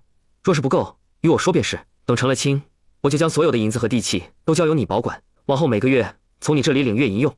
这家伙真的是认定他了，也不怕他这个所谓的仙人拿了银子翻脸不认人。如此的话，在这就耽搁1个晚上，那他今天速度得快一点，然后去街上多买些东西回来做饭，他自己吃什么都无所谓，大不了街上买，或者回程路途去驿站买都行。偏生谢燕之只能吃他做的东西，这中间若是掺杂了不是他做的，一到子时必将倒霉。就好比前天早上出发的时候吃的包子是外面买的，结果当天到子时，他睡着睡着，突然咚的一声，马车顶上不知道什么时候居然有一块多余的木头直接掉下来砸在他的脑袋上，好在不是额头也不是脸，否则今天怕是都不好出门。待他从药材铺走出时，居然听到前面不远处传来大吵大闹的声音，他顺着声音望过去，居然看到一个略显熟悉的面孔，那是一个20多岁的妇人，偏偏杨高武不是杨家人，而那妇人长得又像大张氏，这就让他不得不多想。元娘，你进人群看看。看什么？你进去看就知道。李渊的好奇心被他勾起，等看见那依旧站在米粮铺门口大喊大叫的妇人时，他想他应该知道谢延之是什么意思。元娘，我们先回家。好。等到家后，那妇人夫家姓高，娘家姓陈，今年20有2，不管是高家也好，陈家也罢，都是府城出了名的富商。不过陈家地位不如高家，是20多年前搬到府城慢慢富贵起来的，根基不如高家。谢哥说重点。莫急，且听我细细道来。陈氏，也就是陈青青，乃陈家原配嫡幼女。她的母亲在她出生那年身子日渐虚弱，之后不到1年便撒手西去。她头上有一个哥哥，一个姐姐，姐姐大3岁，哥哥大1岁半。只是哥哥在他娘死后不到半年，便因身子问题夭折了。后娘，也就是如今的陈家主母，乃是原先的小妾扶上来的。据说如今这个陈家的主母吴氏，也就是吴月儿，她是如今陈府老太太的娘家表姐女儿。至于为何进府做妾，这事就不得而知。只清楚她在原配西去之后不到3个月就被扶为正妻。又据说此人性格温婉大方，待人和善。陈青青自幼便是他一手带大。那陈氏，我说陈青青的夫家呢？按你这么说，她之前是富家千金，如今是富家夫人，不会做出如此失仪之事才是。月娘莫急，且听我继续往下说。陈家的当家主母吴月儿，据说当年为了照顾原配留下的3个孩子，可谓是日夜不眠。大姑娘不懂事，成天哭着要娘，中间的嫡子又隔3差5生病，需要人时时刻刻守着。最小的陈青青不足1岁，她又不放心让奶娘和丫头照顾，这不就成天守着3个孩子，教大的念书练字，给中间的亲子熬药喂药。小的是一得空闲就抱她哄她，据说就是因为如此，陈家老爷觉得她不错，才给扶为正妻。听闻陈家大小姐虽是幼时得她照顾，但与她不睦，未出阁之前处处唱反调，她给择的好亲事，陈家大小姐看不上，最后非要嫁给一个穷书生为妻。因这气得陈老爷和陈老夫人对外放话，不认她这个女儿和孙女。据闻还是这个吴月儿在中间周旋，才让陈大小姐如愿嫁给心仪之人，且嫁妆方面更是不曾薄待她。元娘，我打听到的消息，人人都骂着陈家大姑娘白眼狼，继母待她如此好，她却在外背地里说尽坏话，哪怕得了那么多嫁妆，让她的相公因不缺银钱得以安心念书，最后考中进士，却依旧不言继母的好。谢哥，那个陈青青呢？她与吴月儿关系如何？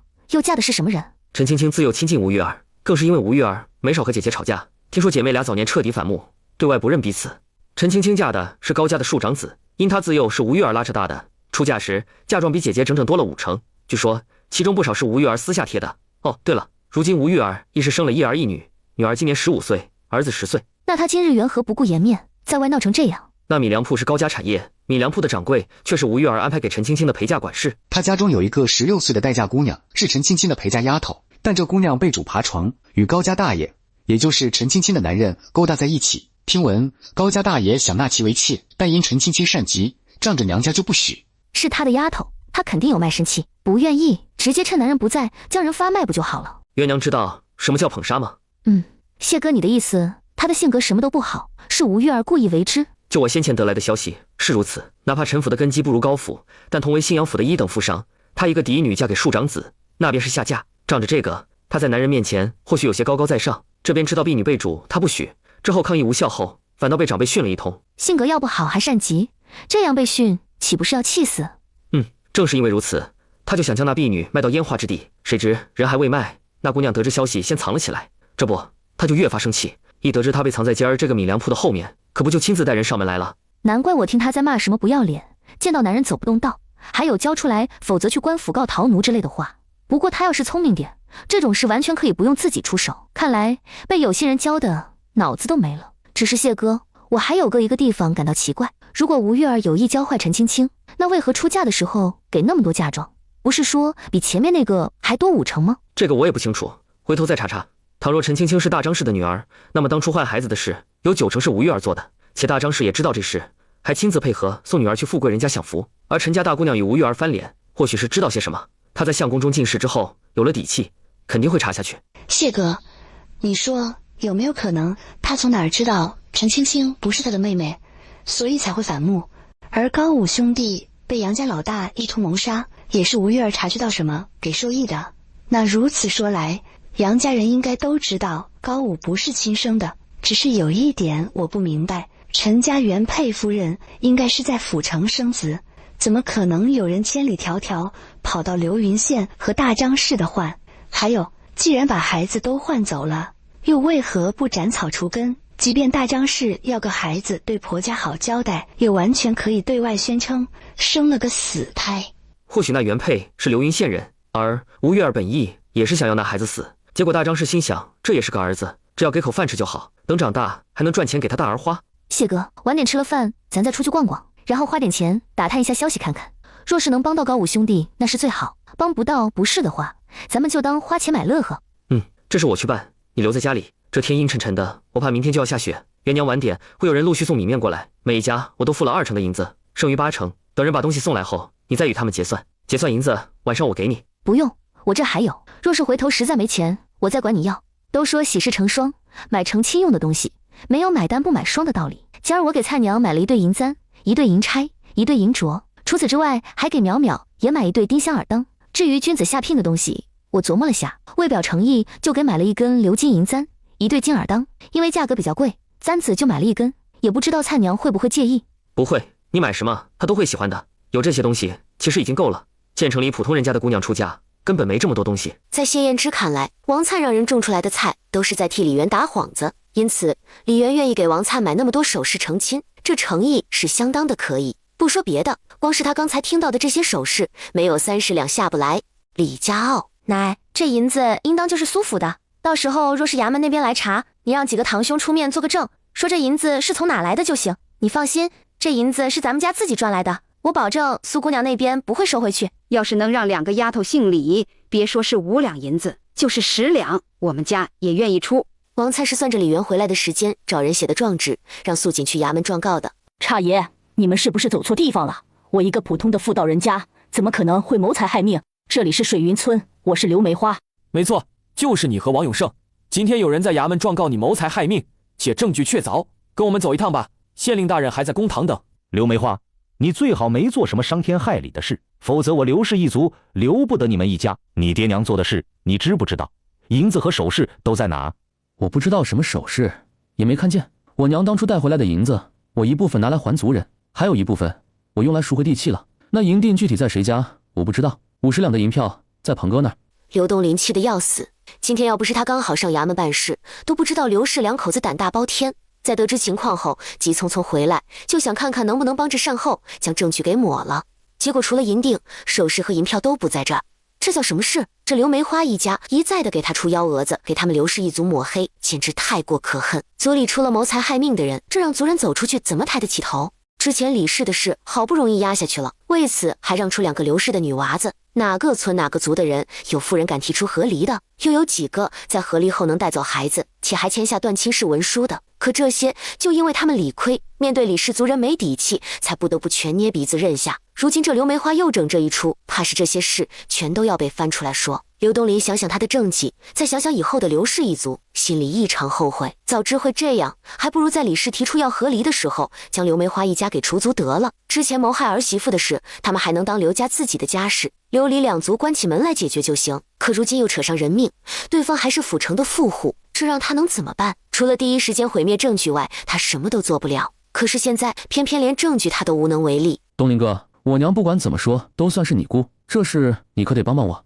我娘这个人你应该知道的，她没那个胆子，这肯定是误会。对，一定是误会。是不是误会？你作为儿子心里清楚，这事我帮不了，也不会帮。哥，这事你不帮我可不行。我相信我爹娘是不会做出那种恶事的人。我家本身就家底不薄，我娘之前出远门带的银子多，这也是正常的事。她怎么可能谋财害命？这说出去实在可笑的很。既然你觉得你娘不会这么做，那你就更不用找我了。陈大人是个好官，不会误判的，你只管安心在家等消息就行。要是不放心，现在可以跟着去。还有这种事你跟我解释没用，哥，我知道你本事大，只要你愿意帮忙，我爹娘就算有事也能轻判。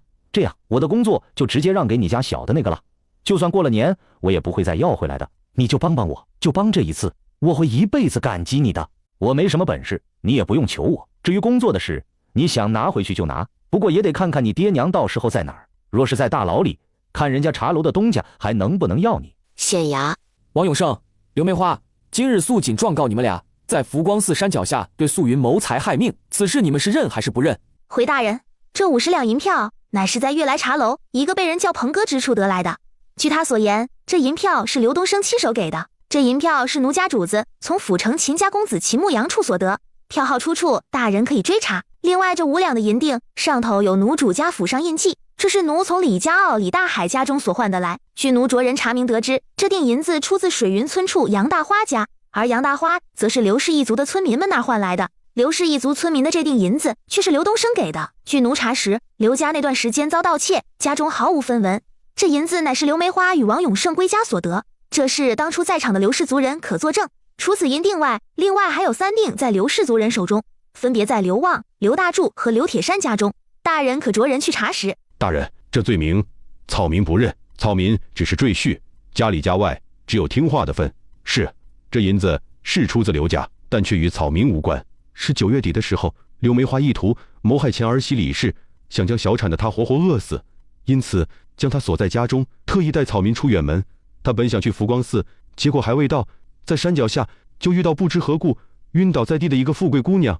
刘梅花见财起意，不顾草民劝阻，执意拿石块砸那姑娘的脑子。你放屁！明明是你看那姑娘穿戴极好，又看她荷包鼓鼓的，说我们可以拿走，这是我们路上捡来的。至于拿石头砸人，也是你的主意。你说我们要是拿了钱走，那姑娘醒来看见了，肯定要吃官司。这下都不用陈县令问什么，也不用素锦再指控，众人只听刘氏两口子在那攀咬，就连当初刘梅花为何要害死李元的事也一并说了。围观的老百姓听了哗然，衙门今日难得有人击鼓，不少人出来凑热闹。世上怎么会有这么恶毒的人？儿媳妇怀着身孕给推小产了，之后不给请大夫，还将她锁在家里，企图将她饿死，这是丧心病狂的人才会做得出来吧？看来那李东家是自身携带好运，而不是他做出来的东西。那李东家和离后，他们家就遭了贼，之后哪怕家中有那么多田地，日子却越过越艰难，这不是报应是什么？好好的带财带运儿媳不要，非得折腾人，这下把财和运折腾没了吧？活该！大人，民妇身怀6甲，刘东升他在大庭广众之下强抢民妇的银子，还将民妇推倒在地。民妇肚子里的是过世夫君的遗腹子，他这是谋财害命，求大人为民妇做主。你男人不是早就死了？你那肚子里的孩子才几个月，怎么可能是遗腹子？大人，这王永胜见民妇寡居，就3番2次对民妇行不轨之事，求大人为民妇做主，不然民妇只能一头撞死在这公堂上。等苏明山主仆和王灿离开的时候，刘家人的判刑也出来了。刘家归还所有银子，没钱就用地和房子抵押。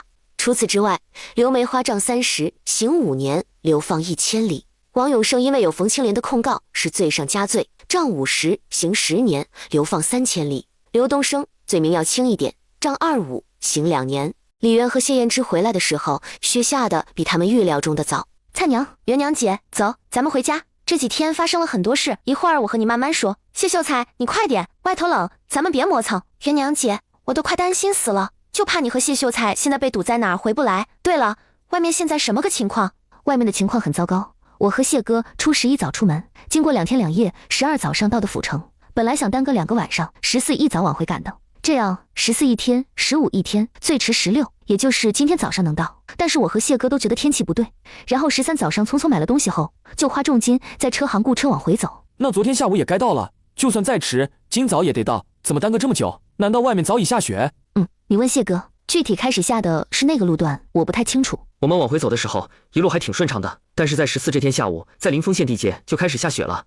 等到流丰县，马车的速度想快都已经快不起来，之后越是靠近流云县，雪越大，速度就跟牛车差不多。元娘姐，你们在半道上可有碰到苏姑娘他们？他们昨天早上在衙门把刘家人告了后，下午就启程回去了。没有，我们回来的时候路上没有行人，马车更是少之又少。或许是碰到过，只是因为天冷，我们车窗都紧闭，所以根本不知道。对了，灿娘，你说刘家的案件判了，是什么个结果？王灿只能自我安慰，苏明山主仆没事，毕竟他在人走的时候不仅给买了不少干粮，就连御寒的衣物也准备了不少，更甚者给了几瓶灵泉水，告诉他这是神医那得来的保命东西后，又亲自掏钱去镖局雇佣人护送他们回去，所以一定不会有事的。当即说起刘家的事来，尤其是王永胜和刘梅花在公堂上狗咬狗的情景，甚至连那冯青莲状告王永胜的事也都说了。那王永胜攀咬刘梅花的时候，肯定心想他只是一个赘婿，不管家里家外都做不了主，所有的事都是刘梅花做的，与他不相干，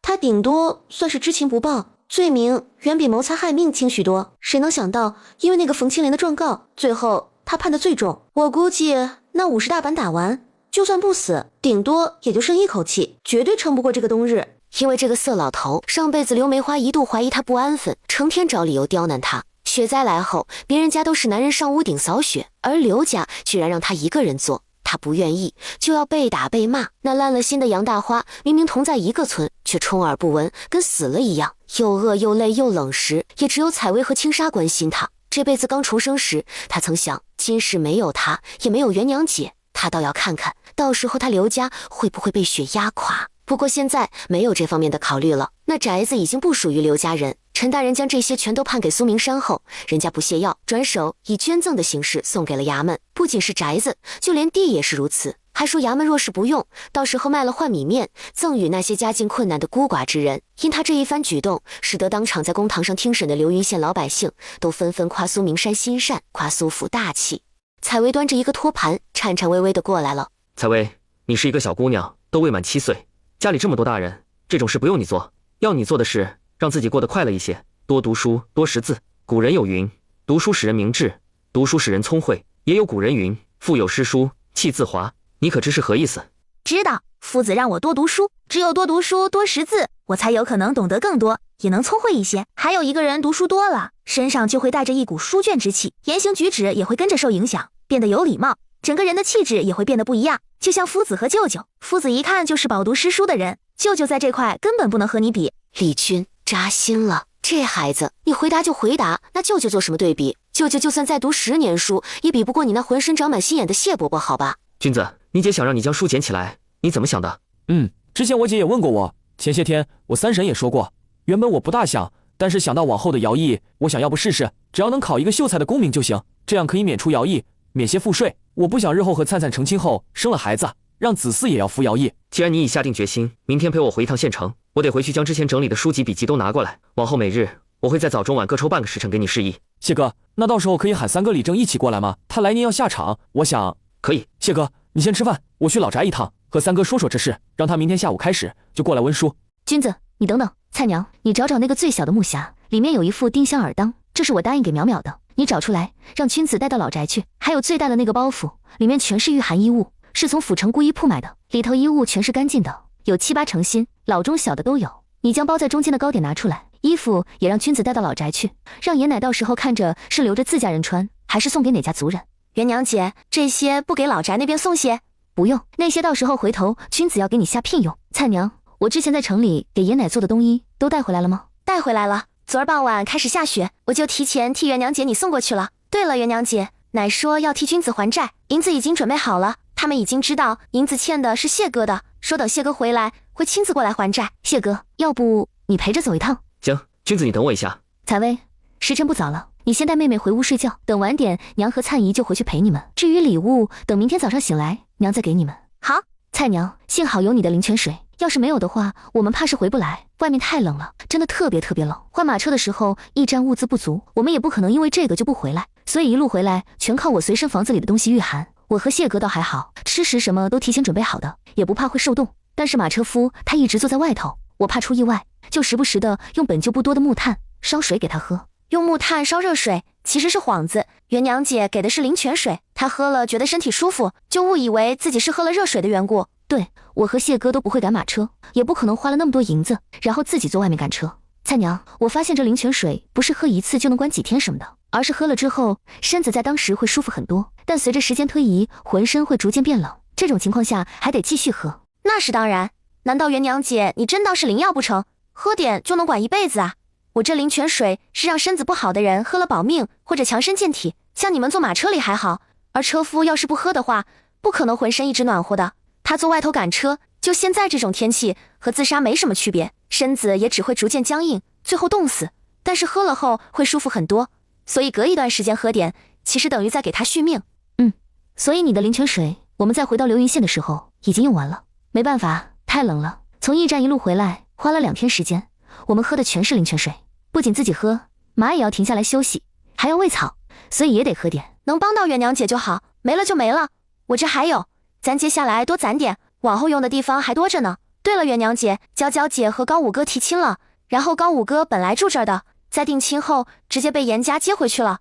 娇娇和高五提亲，然后把人接走？对，高五哥要入赘严家，他来咱家住的那天，和娇娇姐说他入赘，然后娇娇姐当天回去后，不知道怎么和他叔父还有婶娘说的，第2天两口子带着娇娇和媒人拎着东西过来提亲，在高五哥同意后，直接将人给接走了。菜娘，我和谢哥在府城的时候碰到了一个长得像大张氏的女人，年纪也高我一样，今年22岁。不会真叫我猜中了吧？大张氏为了把自己女儿送到富贵人家，就偷换别人的孩子？是也不是，如果我和谢哥推测没错的话，这还涉及到大户人家后宅的阴私。具体怎么回事？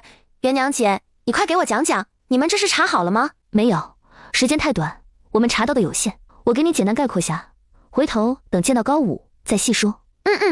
元娘姐，你说。陈府20多年前搬到的府城，如今是府城的1等富商，长得像大张氏的妇人是陈府原配的嫡幼女，只是原配在生下她后不到1年就死了，留下3个孩子，嫡长女、嫡子和嫡幼女。之后小妾吴月儿没日没夜的照顾几个孩子，感动了陈老爷，就被扶上来。嫡长女与吴月儿关系不好，或者说和全家关系都不好。嫡子据说身子不好，被吴月儿给照顾没几个月，也死了。剩下只有嫡幼女，也就是长得像大张氏的那个女的，和吴月儿关系最好。这世上有些人长得挺像的，会不会是元娘姐你想多了？或许有可能，但我不认为自己这次看错了，包括谢哥也是这样认为的。蔡娘，你没见过那陈青青，她长得有多像大张氏，就连神态都特别的像，加上高武不是杨家的孩子，然后原配死了没多久，嫡子也夭折，她又被扶上来，你不觉得太巧合了吗？哦，对了，谢哥还找人打听，那个早逝的原配就是咱们流云县的人，但因时间太久远，很多事一时半会儿查不出，也不知道他娘家具体是哪儿的，是不是认识大张氏？元娘姐，之前我还和娇娇姐他们说，偷换高武哥的人会不会是大张氏和他不对付？要不找人查查大张氏娘家是哪儿的，做姑娘的时候有没有什么不对付的人？不然嫁人后人家跟他也没什么接触，说来也只有做姑娘的时候了。哦，还有，会不会早年人家没搬去府城之前，其实两家人认识，然后前者做姑娘时不对付的人这事可能性比较大，后者两家人认识什么的可能性很小。若是认识，陈府的老爷肯定认识大张氏，如此不可能还会养陈青青的。再则若是认识，那就是咱流云县的人，高武长得像谁，肯定有人说。现在这天气这样也不好出门，等雪灾寒潮过后让人去查查。这事不管怎样总得和高武哥说一下。据说陈府那个嫡长女与陈青青关系早已反目，对外不认彼此。据谢哥打听来的消息，她相公中了进士。我和谢哥有个猜测，这嫡长女是不是知道些什么？陈青青，也就是那个嫡幼女所嫁的人，同是府城一等富商的高家，但她嫁的却是高家的庶长子。据悉，那个庶长子的亲娘与陈府小妾上位的吴玉儿关系极好，说两人幼时是邻居，还有血亲关系。元娘姐，你觉得这里有问题？两人认识倒是没什么问题，问题在于高府下聘的东西，所有加在一起都不到1000两，而陈青青出嫁的时候嫁妆比她长姐还多5成。据说这里不少都是吴月儿私下贴补的，光是压箱底的银子就有3000两，更别说庄子铺子等物。听说当初陈青青出嫁前一天晒嫁妆时，好多人都在讨论吴月儿厚道之类的话。如果陈府疼这个嫡幼女，家里又有钱的话，多给点也没什么吧？话是这么说，但是那陈青青的性格有些一言难尽。我们第一次碰见她的时候，人家可是不顾脸面，亲自带着丫头在米粮铺门口叫骂。你觉得一个高门大户的千金，或者说夫人，但凡有脑子的会做这种事？好像也是，像咱流云县那些富家千金和夫人，想做什么不都是派个管事或者丫头婆子出面？我有可能便是吴玉儿故意为之，甚至她身边的人都在吴玉儿的授意下，时常在她耳边说些什么。你说如此情况下，吴玉儿为何要给她那么多嫁妆？就算要做面子给外人看，也没必要真金白银给，不是？说不好高家的庶长子是现在这个陈家夫人生的，她给陈青青那么多聘礼，其实是贴补自己的儿子。现在这个吴月儿，谢哥说是陈府老夫人娘家表姐的女儿，至于当初为什么上门做妾，这个没人知道。蔡娘你说的似乎有可能，只是她要是能给高老爷生个庶长子，那为什么不进高府，跑来陈府做什么小妾？那时候的陈府顶多也只是算有点小钱吧。还有高府那个他庶长子的亲娘又是咋回事？不管事情怎么样，到时候让高武哥自己去查。元娘姐，你帮的已经够多了，还有这是高门大户间的事，和咱们也没啥关系。如果高武哥真的是陈府的嫡子，他长姐也知道什么的话，肯定不会坐视不管的。能做的我和谢哥也都做了，接下来看他们自己。当然这前提是他真的是陈府的嫡子。好了，蔡娘你来看，我买的这些东西你可喜欢？元娘姐，这些全都是我的？对，全是你的。鎏金银簪和金耳当是君子给你下聘的东西，其他的银饰是我帮你买的陪嫁。蔡娘，我如今手头银子有限，往后要用银子的地方也多，所以能替你和君子准备的也只有这些。等往后日子好了，我再给你置办其他的。不用，这个就很好，我很喜欢，谢谢元娘姐。日后我和君子哥会赚钱，想要什么自己买。元娘姐，你的银子自己留着。蔡娘，往后你赚的银子就自己存着吧，要是怕会丢什么的，可以先放我这儿，我会给你记好每一笔是多少，等往后一切都好了，我再如数给你。还有，你不用全部都放我这儿，自己身上多少要留一些。君子那儿你就说是咱俩合伙种菜什么的得来的分红。好，不过元娘姐既然要分清楚，按咱干脆都算清楚吧。我这卖菜的线是走谢秀才门路，这分红是该给他的，只是他认为这是你做的，加上往后元娘姐你也要嫁给谢秀才，那这笔钱我就给你。我分你30%，你看可以吗？不用，谢哥不要这钱，我也不用。你要真感谢的话，灵泉水要是有多，就多分我点。我房子里有地了，得先攒着。蔡娘，你的灵泉水又升级了吗？有，但是不多，就多了一点点，和没有也没啥区别。蔡娘，红薯育苗好了吗？我想看看孩子们睡了没。要是睡了，就回小房子洗个澡，然后把地开出来种上。对了，我给小房子取了个名字，叫空间。红薯我育苗好了，想着你说的地不大，也就没育苗多少。昨天见茂才舅舅过来住的时候，就一并带过来了。对了，元娘姐，还没和你说，我让茂才舅舅跟我们一起过来住，到时候提亲，家里要长辈在，加上他把所有的银子都给了我，我想往后给他养老，所以不太放心他一个人住在县城，是该接他过来。往后你和君子成亲，他也是君子的舅舅，只要他待你们好，你们给养老也是应该。今晚先这样吧，等明儿我问问谢哥的意思。眼下家里的柴火确实囤得多，但是接下来的天气像你说的那样恶劣，这柴火自然是越多越好，咱还是省着点用。我琢磨，谢哥要带君子和征子读书的话，到时候在那边找个光线足、屋子大的房间，让他们当书房或者学堂。如果到时候咱村里有谁家塌了什么的，我估计华叔会过来借用。到那时咱们搬到新房子去，这里就先借给别人。要是大伙宅子都好好的，那就先保持这样。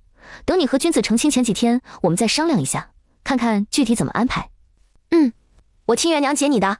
流云县江家，苏明山躺一个小小的房间里，没想到居然都没到流丰县就被迫回来了，不然他怕自己现在还不知道困在哪儿受冻。本来他想回来后继续住到谢家去，奈何那边没人，大门也锁了。然后他又想住到客栈去，结果江平安说，他既然收了王灿给的2两银子的雇佣费，那有义务在送他们回去之前照顾好他们。可谁曾想到，这江家居然没分家，一家子10几20口人全都挤在一个一进院里。只是他万万想不到，江家人的眼皮子会那么浅，手脚也如此不干净。王灿给他准备的那么多吃食，他从马车搬出来后，不过和素锦去厨房吃个饭的功夫，就不见了一大半。若不是他们回来的及时，怕是连那些贵重的衣服首饰和银子也要被偷走。他质问当时就站在他房间里的江家人，结果人家一脸无赖，说那是他们的房间，刚进来想找床被子，压根儿没碰过他们的东西。要不是看外头的雪越来越大，他们又寸步难行，他真的不会在这住下去。到时不管是住客栈也好，砸了谢家大门住进去也罢，只要能离开就行。当然，要是能跟李元住在一起，那就更好了。可是李元和谢秀才也不知道从府城回来没有，他住在这儿实在憋得慌。苏姑娘，睡下没？怎么，你帮我们把东西都找回来了？我能找回来的东西都在这儿，你们检查看看有没有出入，要有我再找找。想想他们胡搅蛮缠，歪了一大堆的嘴脸，他就气得肝儿疼。他想分家了，不想和这些迟早给惹出大事的人继续住在一起。这个家再这样下去，迟早得完蛋。以前他哪还管得住大家？那或许是在没有更大的利益诱惑的前提下，但凡有些更大的利益掉在前面，他估计这些人都能把天给捅破。他爹娘就生了他和妹妹2人，如今妹妹已经13，可以说亲了。再这样下去，妹妹能找到什么好人家？他想等雪停后就分家，到时候什么都不要，直接搬出去也胜过和这些人继续挤在这儿。他本来还觉得江平安知道自家人是什么样，也觉得他让自己到江家住是别有心思。现在看来，应该是他误会了。他要真有什么心思，先前和李元在一块时与他开玩笑让他当上门女婿的话，他应当不会是那个态度。他苏明山就算是找赘婿，也得找那种家庭简单的，最好毫无牵挂那种。他怕极品亲戚，更怕有一堆什么都不干，只想打秋风那种穷亲戚。照他看来，江家人就是这样，他怕自己在这里住下去，回头连清白都要没。谁知道这家人会不会起了邪念，想些什么下作的手段对付他？送我们去谢家吧，之前李姐姐和王灿都答应过我，我在那边想住多久就住多久，没有锁没关系，砸了就行，等回头我走之前买新的还给他们。我家和谢哥家是2个完全相反的方向，现在这情况，没有马车靠双腿走的话，可能要走很久。没事，不管走多久我都得过去。现在街道上没什么行人，我和素锦把被子直接裹在身上，露出2个眼睛就行，走慢点就慢点，无所谓的。只是其他的东西可能要你替我背着，等到了地方你还得帮我把门砸了，再歇在那边护着我们，包括扫屋顶的雪。至于谢秀才他们回来后的事，我来处理。行，那你们收拾一下，我去找我奶和她说一下，省得她担心。我送苏姑娘主仆去谢哥家住，过些天等雪婷送他们主仆回去后会回来的。爹，刚才我和奶说了，等雪婷后咱就分家，到时我们可以净身出户，什么都不要，但分家文书上要写，和其他几房人往后少往来。这事我只是通知你一声，不是要你同不同意。你要是为了我和小梅好，就什么都别问，只管照做就行。说完这话，他直接拎着包袱走了。李家傲中的李元根本不清楚县城里发生的事，也不知道苏明山主仆又回谢家住了。娘，怎么还没睡？不是让你先睡吗？娘，你不在的时候，舅娘回来给我和莎莎买了云片糕，还自己做了枣糕。娘，这是我和妹妹给你留的，你尝尝，特别好吃。真好吃。不过采薇，现在已经晚了，娘又刚吃完饭没多久，不宜吃太多东西，不然不好消食会难受。这些留着，改天娘再尝尝行吗？好。娘，你和谢伯伯在外面奔波了那么多天，累坏了吧？我给你捶一捶，你再睡一觉，明天就好了。便闪身进了空间，而是逛了一圈房子，见其没什么变化，又来到房子外面，却见那块还未开垦的地，不知何时已经开垦出来了。且那地里种的并不是什么粮食蔬菜之类的，而是他家。是的，那块地上居然有他娘家，且还是迷你型的。这怎么回事？怎么会出现房子？不是用来种植的吗？房子里全是空的，一个房间是一块地，这让他很是奇怪，也有些不知所以然。这要怎么弄？有地是可以种吗？种在房子里，是他种还是这地自己种？迷你型的房子上面就出现两个和游戏里的血条一样，一个是奋斗值，一个是威望值。这奋斗值是什么东西？威望值又是什么鬼？不会是要他带着全家人一起奋斗？那威望值呢？提高自己的威望，只要提高这两项，就不用他自己种植。里面的东西会自己种吗？那往后这地还会不会延伸？元娘，我和君子今日要出门回谢宅拿书籍，你可有什么需要买的？要买的东西没有，不过有件事可能需要谢哥你跑一趟。这天这么冷，昨天马车夫回去也不知道是什么情况，你去车行打听一下车夫家在哪儿，要是方便，一会儿我拿瓶东西给你，到时候你给车夫送去，就说是治疗冻伤的药，让他当着你的面喝完，之后将瓶子给我带回来，不允许外流，清楚吗？行，一会儿我和君子出去，你也给我和君子准备点。好，这水到时候你自己和君子解释，不许扯什么仙子不仙子的，懂吗？我办事你还不放心？这是昨天老宅那边替君子还的，一共是13两，本身是23两，后来君子走镖回来的时候还了10两。李元在他掏钱的时候，见他下巴又淤青好大一块，说话还有些呲牙，就知道子时一过又倒霉了。先吃吧，这一天天可怜见的。元娘，往后你可千万不能不要我，你要是不要我，我不想活了。我就知道你对我的喜欢目的不纯，放心吧，往后要是在一起且成亲了，你不会对不起我，我就保你小命。突然外面传来一道道铜铃声，蔡娘，这铃声是咱通知各家各户扫雪。对，其实元娘姐，你们昨晚回来之前，我们刚扫过一次，雪太大了，每隔几个时辰要扫一次，之后要是雪过腰了，挨家挨户还得一起铲雪，把这些雪全部都铲到之前挖好的池塘中，哪怕是堆成雪山也得这样。这是官府下的命令，让大伙及时清扫屋顶，及时将雪铲除，还得挖池塘，以备来年万一有大旱。姐，你这是要做什么？滑雪，现在没工具，我只能自己做个粗糙版的试试。这雪太厚了，行走不方便，我试试看看，这样能不能在雪上滑走。要是能行，那让君子和谢哥都学起来，这样去城里什么的都会方便许多。娘好厉害，好棒，好棒，好棒！君子，我想我们也可以做个类似的，这样晚点去县里也不用赶车。就在李元滑雪的时候，不远处李铎和李征还有李瑞三兄弟过来了。元娘，李渊听到声音，快速朝他们滑去。大哥、二哥、三弟，你们怎么过来了？吃过饭没有？吃过了，那让我们过来帮你们扫雪，让谢秀才和君子早点去县城。今儿要是赶不回来，明天肯定要误了吉时。谢哥、君子、大哥他们过来帮忙扫雪了，让你们早点去县城。现在下来先吃饭，别耽搁了，省得回不来，明天耽误吉时。元娘，现在外面雪厚，已到弊处了，出行极为不便。我观此物做法甚妙，不知可是能给我描述一二？我想根据你这个更改一番，晚些带上图样去木匠，让其替我与君子各做一幅。如此进出城的路上也能节省不少功夫，便是下午出发，晚上也能回来。行，咱们先吃饭，等吃完我和再和说一说。流云县，素锦，你说我们都回不去，李姐姐也回不来了吧？本来说此次过来最多半个月就回去的，现在看来只怕陆隐上的日子到了还回不去，到时爹娘该着急了。李娘子是个聪明人，即便回不来，在府城也能过得很好。至于老爷和夫人，担心小姐肯定是会担心的，但是咱们是跟李公子和镖局回来的，老爷应该也不至于太担心。这会儿外头雪还大，等小一些，道路好走后再回去也不迟。初到谢家那天，我还嫌拥挤，没有自己的房间，晚上李姐姐还要睡在这儿。如今倒是宽敞了，但人都不在，我这心也跟着落空空的，也不知这次回去后，下次什么时候会再来。李大哥他和王灿现在只怕已经定亲了，待他日过来，想来已经儿女双全。其实小姐，奴婢觉得秦公子也挺好的。秦牧阳是挺好的，但我与他不合适。怎么就不合适了？小姐你又聪明又能干，还长得好。秦公子人品好，家境好，也长得一表人才。秦家就他一根独苗，我苏家就我一个独女，他不可能做上门女婿，我也不能嫁过去，让苏家绝了后。便是说日后多生2个，其中一个姓苏，子嗣单薄的秦家也不会愿意。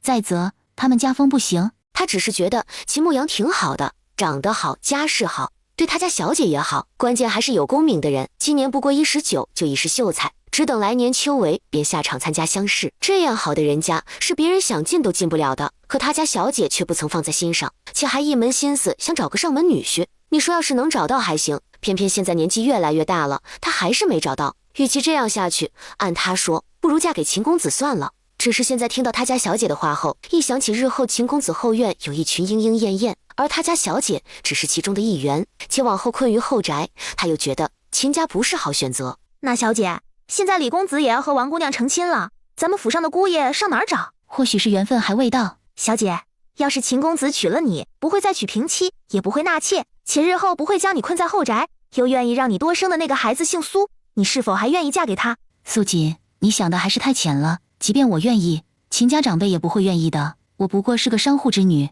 即便是府城1等富商，也不过是处在1等末流。而秦家或许是女儿多了，这不关系网就很大，本身是行商发家，奈何嫁给那些高官妾室的女儿也多。这情况下，总有那么1-2个是得宠的，这不就稍稍运作一番，摆脱商人的身份，转成土地主了吗？都说士农工商，商在最末位。我云国律例，商户子嗣不可参加科举，可如今秦家变成地主，对外不是行商，生意都是挂在管事又或者妻室的嫁妆名下，而秦家多的是土地庄子，乃地主，这不就可以了？他们千方百计地摆脱了商人的身份，又岂会娶个商户之女？咱们府城1等富商，以高家为首，高家如今当家主母，与秦牧阳的爹，也就是如今的秦家家主，乃异母同胞的嫡亲姐姐，也就是秦牧阳的大姑。刘知州府上最受宠的丽姨娘，乃秦牧阳的二姑，虽然是庶出的，但她自幼生母病逝，是在秦府老夫人跟前长大的。这条线是如今的秦夫人，秦牧阳的亲娘所牵的。而秦夫人之所以能给刘知州牵线，乃是她异母同胞的嫡亲妹妹，是钱通判的正妻。你想，钱通判在咱新阳府扎根多少年了？还有去年刚上任的知府郑大人，他是吏部侍郎府的庶子，他的母亲与秦夫人和通判夫人的母亲乃异母同胞的姐妹，也就是说，秦夫人与郑知府是表姐弟。相对应的，郑知府与钱通判也是这种嫡亲的表亲关系。这事儿知道的人甚少，若不是秦牧阳曾经与我说过，我也不晓得。按理地方官员不得在姻亲之家所在地方任职的，可你看郑知府、钱通判他们，就该看得出来吧。今儿个我也就是说与你听，你听后记在心里，出了门就给我忘掉，不许往外传，否则我拔了你的舌根，再乱棍打死，可晓得？小姐你放心，奴婢今儿没听到过这些事。走吧，我饿了，咱去厨房看看做点什么。陈大人正着急知道外面百姓的情况，又苦于出行不便，正烦着，见到谢延之滑雪而来，且还送来图纸。少安乃大才之人，既然霉运已消，来年定然要下场乡试，往后金榜题名时，定然是百姓有福日。大人，少安还有事要先行离开，这雪灾寒潮的事，还要您多费心，告辞。等他和李军回到榕树巷时，赫然发现门锁坏了，且门从里头关着。他家这不会是遭贼了吧？谁在里头？赶紧给我滚出来！谢哥，君子哥，你怎么在这？王姑娘怕苏姑娘回去路上不安全，就去镖局雇人护送他们主仆回去。因为天气不好，大家都不愿意走这一趟。我看王姑娘给的银子多，且镖局这次不收分文，全数都给她护送的人，便接了这趟活。只是没想到，出了流云县后，越靠近流丰县，情况就越是不妙，然后就赶紧掉头往回走了。那送他们主仆去住客栈就行，怎么还住这儿啊？我们昨儿回来的，然后准备住江家，可那边太小，人又多，住不下，就只好住到这边来了。客栈都不开业，我们也是没办法。李娘子当初是收了我们银子的，还和我家小姐说，告了刘家便是替她出气，所以这里我们可以放心住。王姑娘说，这里我们想住多久就住多久，且除了原来我们住的那间房和厨房，其他我们都不碰。要不你们去找李娘子和王姑娘问问？我只是回来拿些书籍，你们要住这儿只管住，只是屋子别乱翻，不该进的地方别进。等离开后，记得将门锁的银子赔我就行。谢公子，你什么时候回来的？那李姐姐是不是也回来了？眼下这雪还是下得这么大，不若我去李公子家住。我想李姐姐了，且李公子要定亲成亲，我作为苏府的人，是该为府上恩人的大喜送上一份厚礼的。等李军和谢燕之回去的时候，不仅带了一堆书，还得带2名教客。你不是回去了？李姐姐，我本是前天下午就往府城赶的，奈何傍晚开始下雪，还未到流丰县，就被迫回来。只是回来后，许多客栈已经关闭，没法子，只能砸了谢家的门，住了进去。这事我得说声抱歉，因我和谢秀才还有江平安说的时候，是借用你和王灿允许我住在那儿的名义。你砸门住进去？李姐姐，实在对不起，我本想住客栈的，但是现在都不怎么开业，且昨儿在江家耽搁了功夫，大晚上临时从江家搬出，找不到落脚地方，实属无奈之举。我知道和谢秀才说的时候，借用你的名义不大好，我与你道歉。还有，也烦请你莫要生气，领我与谢秀才郑重道歉一番。李公子乃我府上的恩人，他与王姑娘定亲成亲在即，我苏府于情于理，应当送上一份厚礼。我今儿过来是想住在这边，毕竟客栈现在没法子住。谢家，我和素锦继续住，那也不合适。当然，你家里不宽敞，李大哥他们也未成婚，我住也不合适。你看看能不能替我找个有多余房间的人家，我会付吃住银子的。这是我送给贵府的贺礼，希望能喜欢。谢哥，对不住，我不知道苏姑娘会砸了你家的大门，他们主仆是因为我才不能及时回去的。你那大门要是坏了什么的，回头我找木匠给重新打过。房屋主人在这儿，你直接与他说句对不住就可以。另外，你接下来在雪停之前要找地方住的话，我奶家倒是有间空房，你要是不介意，我问问我奶看看。都说上门即是客，你也莫要说给钱的事。再者说，你们是因为我才回不去，要说道歉，那也是我与你说对不起。说到底，苏明山会耽搁在这儿没回去，也是因为他2个孩子能改姓，也是成了他的情。加上人家上门还送贺礼，即便没打开木匣子，他也知道里面东西价格不菲，故而没道理还要人家继续掏钱住在这边。谢秀才砸了你家大门的事，我很抱歉，这次不管出于什么原因，我的做法都不对，还请你莫要生气。另外，一人做事一人当，该赔的我会赔，待回头回城之前，我会将门锁给你换了。日后你若是和李姐姐成亲，届时不介意的话，就送张帖子到我府上，回头我即便自己不能过来，也定将贺礼送到。若是你要继续科考参加秋闱，我可以给你们安排幽静的住处。往后莫要再这样便可。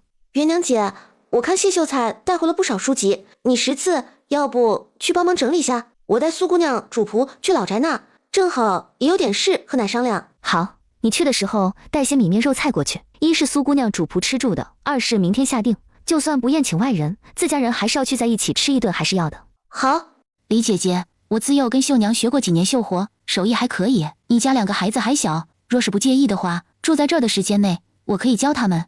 那我替2个孩子多谢苏姑娘。第2天下聘的日子，聘金给9两999文，各色鲜艳的布6匹，家畜等物直接忽略，聘饼用糕点代替。另外准备给女方的下聘首饰，除了李元准备那些外，老宅这边老太太给添了一副银项圈，大伯娘和3婶一人一根银簪。王灿的聘礼算是整个李家坳有史以来最拿得出手的一位。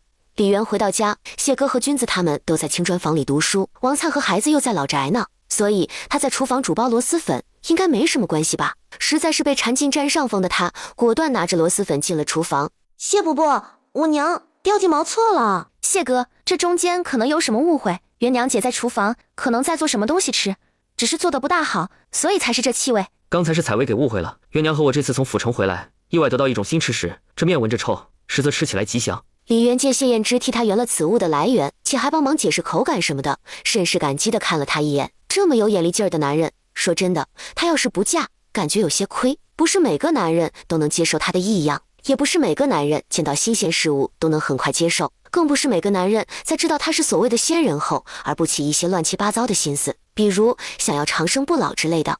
就像谢哥说的一样，这叫螺蛳粉，闻起来臭，但吃起来很香。我这还有一些，你们要吃吗？这东西珍贵不易，得闻着臭，吃着香。我也就买了这么点，吃完这顿就没了。娘，这粉真好吃，既然买不到，那咱可以自己做吗？娘的厨艺水平有限，不会做。咱们可以先把这个粉做出来，其他的到时候再琢磨。元娘姐，这个粉就是你之前说要做的米粉吗？刚好现在雪天猫冬，可以试试。不过蔡娘，你和君子成亲的日子定在腊月22，距离现在也就1个月多点，你还是以绣嫁衣为主。我晓得，元娘姐你放心。君子哥，既然你喜欢吃，回头我和元娘姐把这米粉做出来后，再琢磨琢磨怎么做给你吃。这个不多，就不给你了哈。行，那到时候你们要是做出来的话，也做辣一点，像今天这样够味。好，你们赶紧去温书，这会儿时辰不早，我和元娘姐先去做饭，等好了喊你们。采薇，你有没有哪里不舒服？比如胃里辣的难受？因采薇年纪小，给装螺蛳粉的时候只装了半碗。没有，娘，我觉得很好吃。娘和你舅娘要做饭，采薇你回房陪妹妹去。对了，别忘了自己整理下针、线和布，还有绣棚。明天一早，娘带你去拜师。娘，舅娘，等我绣活编好后，给你们做新衣穿。好，舅娘到时候就等你做的新衣裳。元娘姐，今年这雪灾和我上辈子的不同，甚至可以说要严重许多，也不知道来年是什么个光景，我这心里有些愁。不过我琢磨着苏姑娘人不错，要是采薇顺利拜师，又能得她喜欢的话，来年开春后把采薇送到苏府去吧，让她跟在她师傅的身边。若是到时候真的要往外逃，咱也不用担心她的安危。蔡娘，我知道你是为孩子好，但是这想法要不得。你应该清楚苏姑娘为何提出要教孩子绣活的。咱们做人不能只想着自己。说到底，苏姑娘之所以到现在还在这，都是因为你我的缘故。虽说她砸谢哥家大门不对，但这前提终究是因你我而起，不是？是我想差了，对不起元娘姐，幸好你点醒了我。也不知道苏姑娘主仆在老宅那边住得惯不？一会儿我做些糕点送过去吧。今儿下聘后，我这还留了些糕点，晚点我亲自去送。万一他们吃不惯老宅做的饭菜，还能垫一下肚子。还有，从明儿开始，他们主仆的饭菜我们这边做好送过去，让奶他们也不用单独再做。蔡娘，晚饭你来做，这烙饼让谢哥记得吃。我现在就带采薇走一趟，要是晚回来，你们不用等我吃饭。李家老宅中，咱们也不用讲究那些虚的，只要跪下递一杯茶就好。今生你是我的第一个弟子，约莫也是唯一的一个。我对你的要求也不多，只要你记住拜师的目的是什么，之后坚守本心即可。是，徒儿谨听师傅教诲。苏姑娘，眼下这时节芹菜不好找，你看我用青菜先代替行不？还有，这糕点是我府城带回来的，你先留着夜里垫肚子，明儿开始一日三餐由我那边做好了送过来。苏明山这会儿心情极好，之后从手腕上褪下一个玉镯，递给采薇。现在条件限制，你们拜师礼不全，我这回礼同样不行，所以咱俩谁也别较真这个。采薇是个伶俐的丫头，你愿意她拜我为师，也是对我的认可。既然如此，李姐姐往后喊我明山或者珊珊即可。这苏姑娘的叫也太客套了些。你喊我李姐姐，那我喊你苏妹妹如何？那感情好。对了，李姐姐，要不今晚让采薇留在这儿也好。从这一天开始，采薇就跟在苏明山身边学绣活。也不知道苏明山是无事做，还是对这唯一的弟子特别上心。他不仅教采薇读书识字、画画，甚至规矩以及算盘等等，只要他想到的，都会这里教一点，那里教一点。总之不会特别枯燥，也让小姑娘每天学得极其开心，连带李淼也跟着受益不浅。流云县这场雪一直没停过，此时的他们心里都感激县太爷的英明。要不是他提早让人囤粮食、巩固房子、囤柴火和炭，以及各个村落、街道、巷子都囤些风寒之类的药物，如今他们都不知道情况会惨成什么样。陈大人是个办事有章程的人，转眼进入腊月，苏明山的心情渐渐焦虑了起来。他出来已经够久了，再不回去，怕是连年都回不去。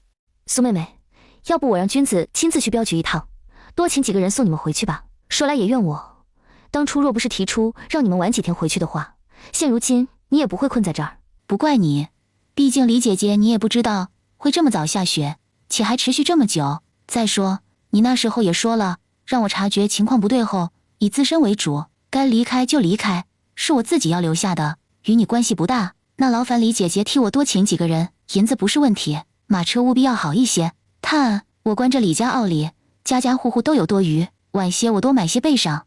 只是吃的这块，可能要劳烦李姐姐替我多备一些。你是因我在这耽搁，那我送你回去便是。刚好君子22成亲，准备的东西还差了一点，我可以在府城买了往回走。李元这边一打定主意，就和谢燕之以及王灿说了。谢燕之和王灿都知道李元的情况，一个知道对方有空间可以自保，那没问题；另一个则认为对方是仙人，他护送人回去指定没问题，因此就算是李军反对也无效。江平安，苏姑娘，这是我的大丫头，她心仪你。我这丫头模样长得好，既识字又算得一手好账，你看给你当媳妇如何？当然，你若是同意的话，我会放她奴籍，到时候送她一副嫁妆。我看你家你爹娘和妹妹似乎撑不起来，要还不能分家，会被其他几房的人吞得连个骨头渣都没得剩。便是分家，只要你不在，怕也是容易被人欺负上门。这丫头除了手头有些松，脑子有时候有点自以为是外，其他都不错，能替你护住爹娘，也能撑起你家。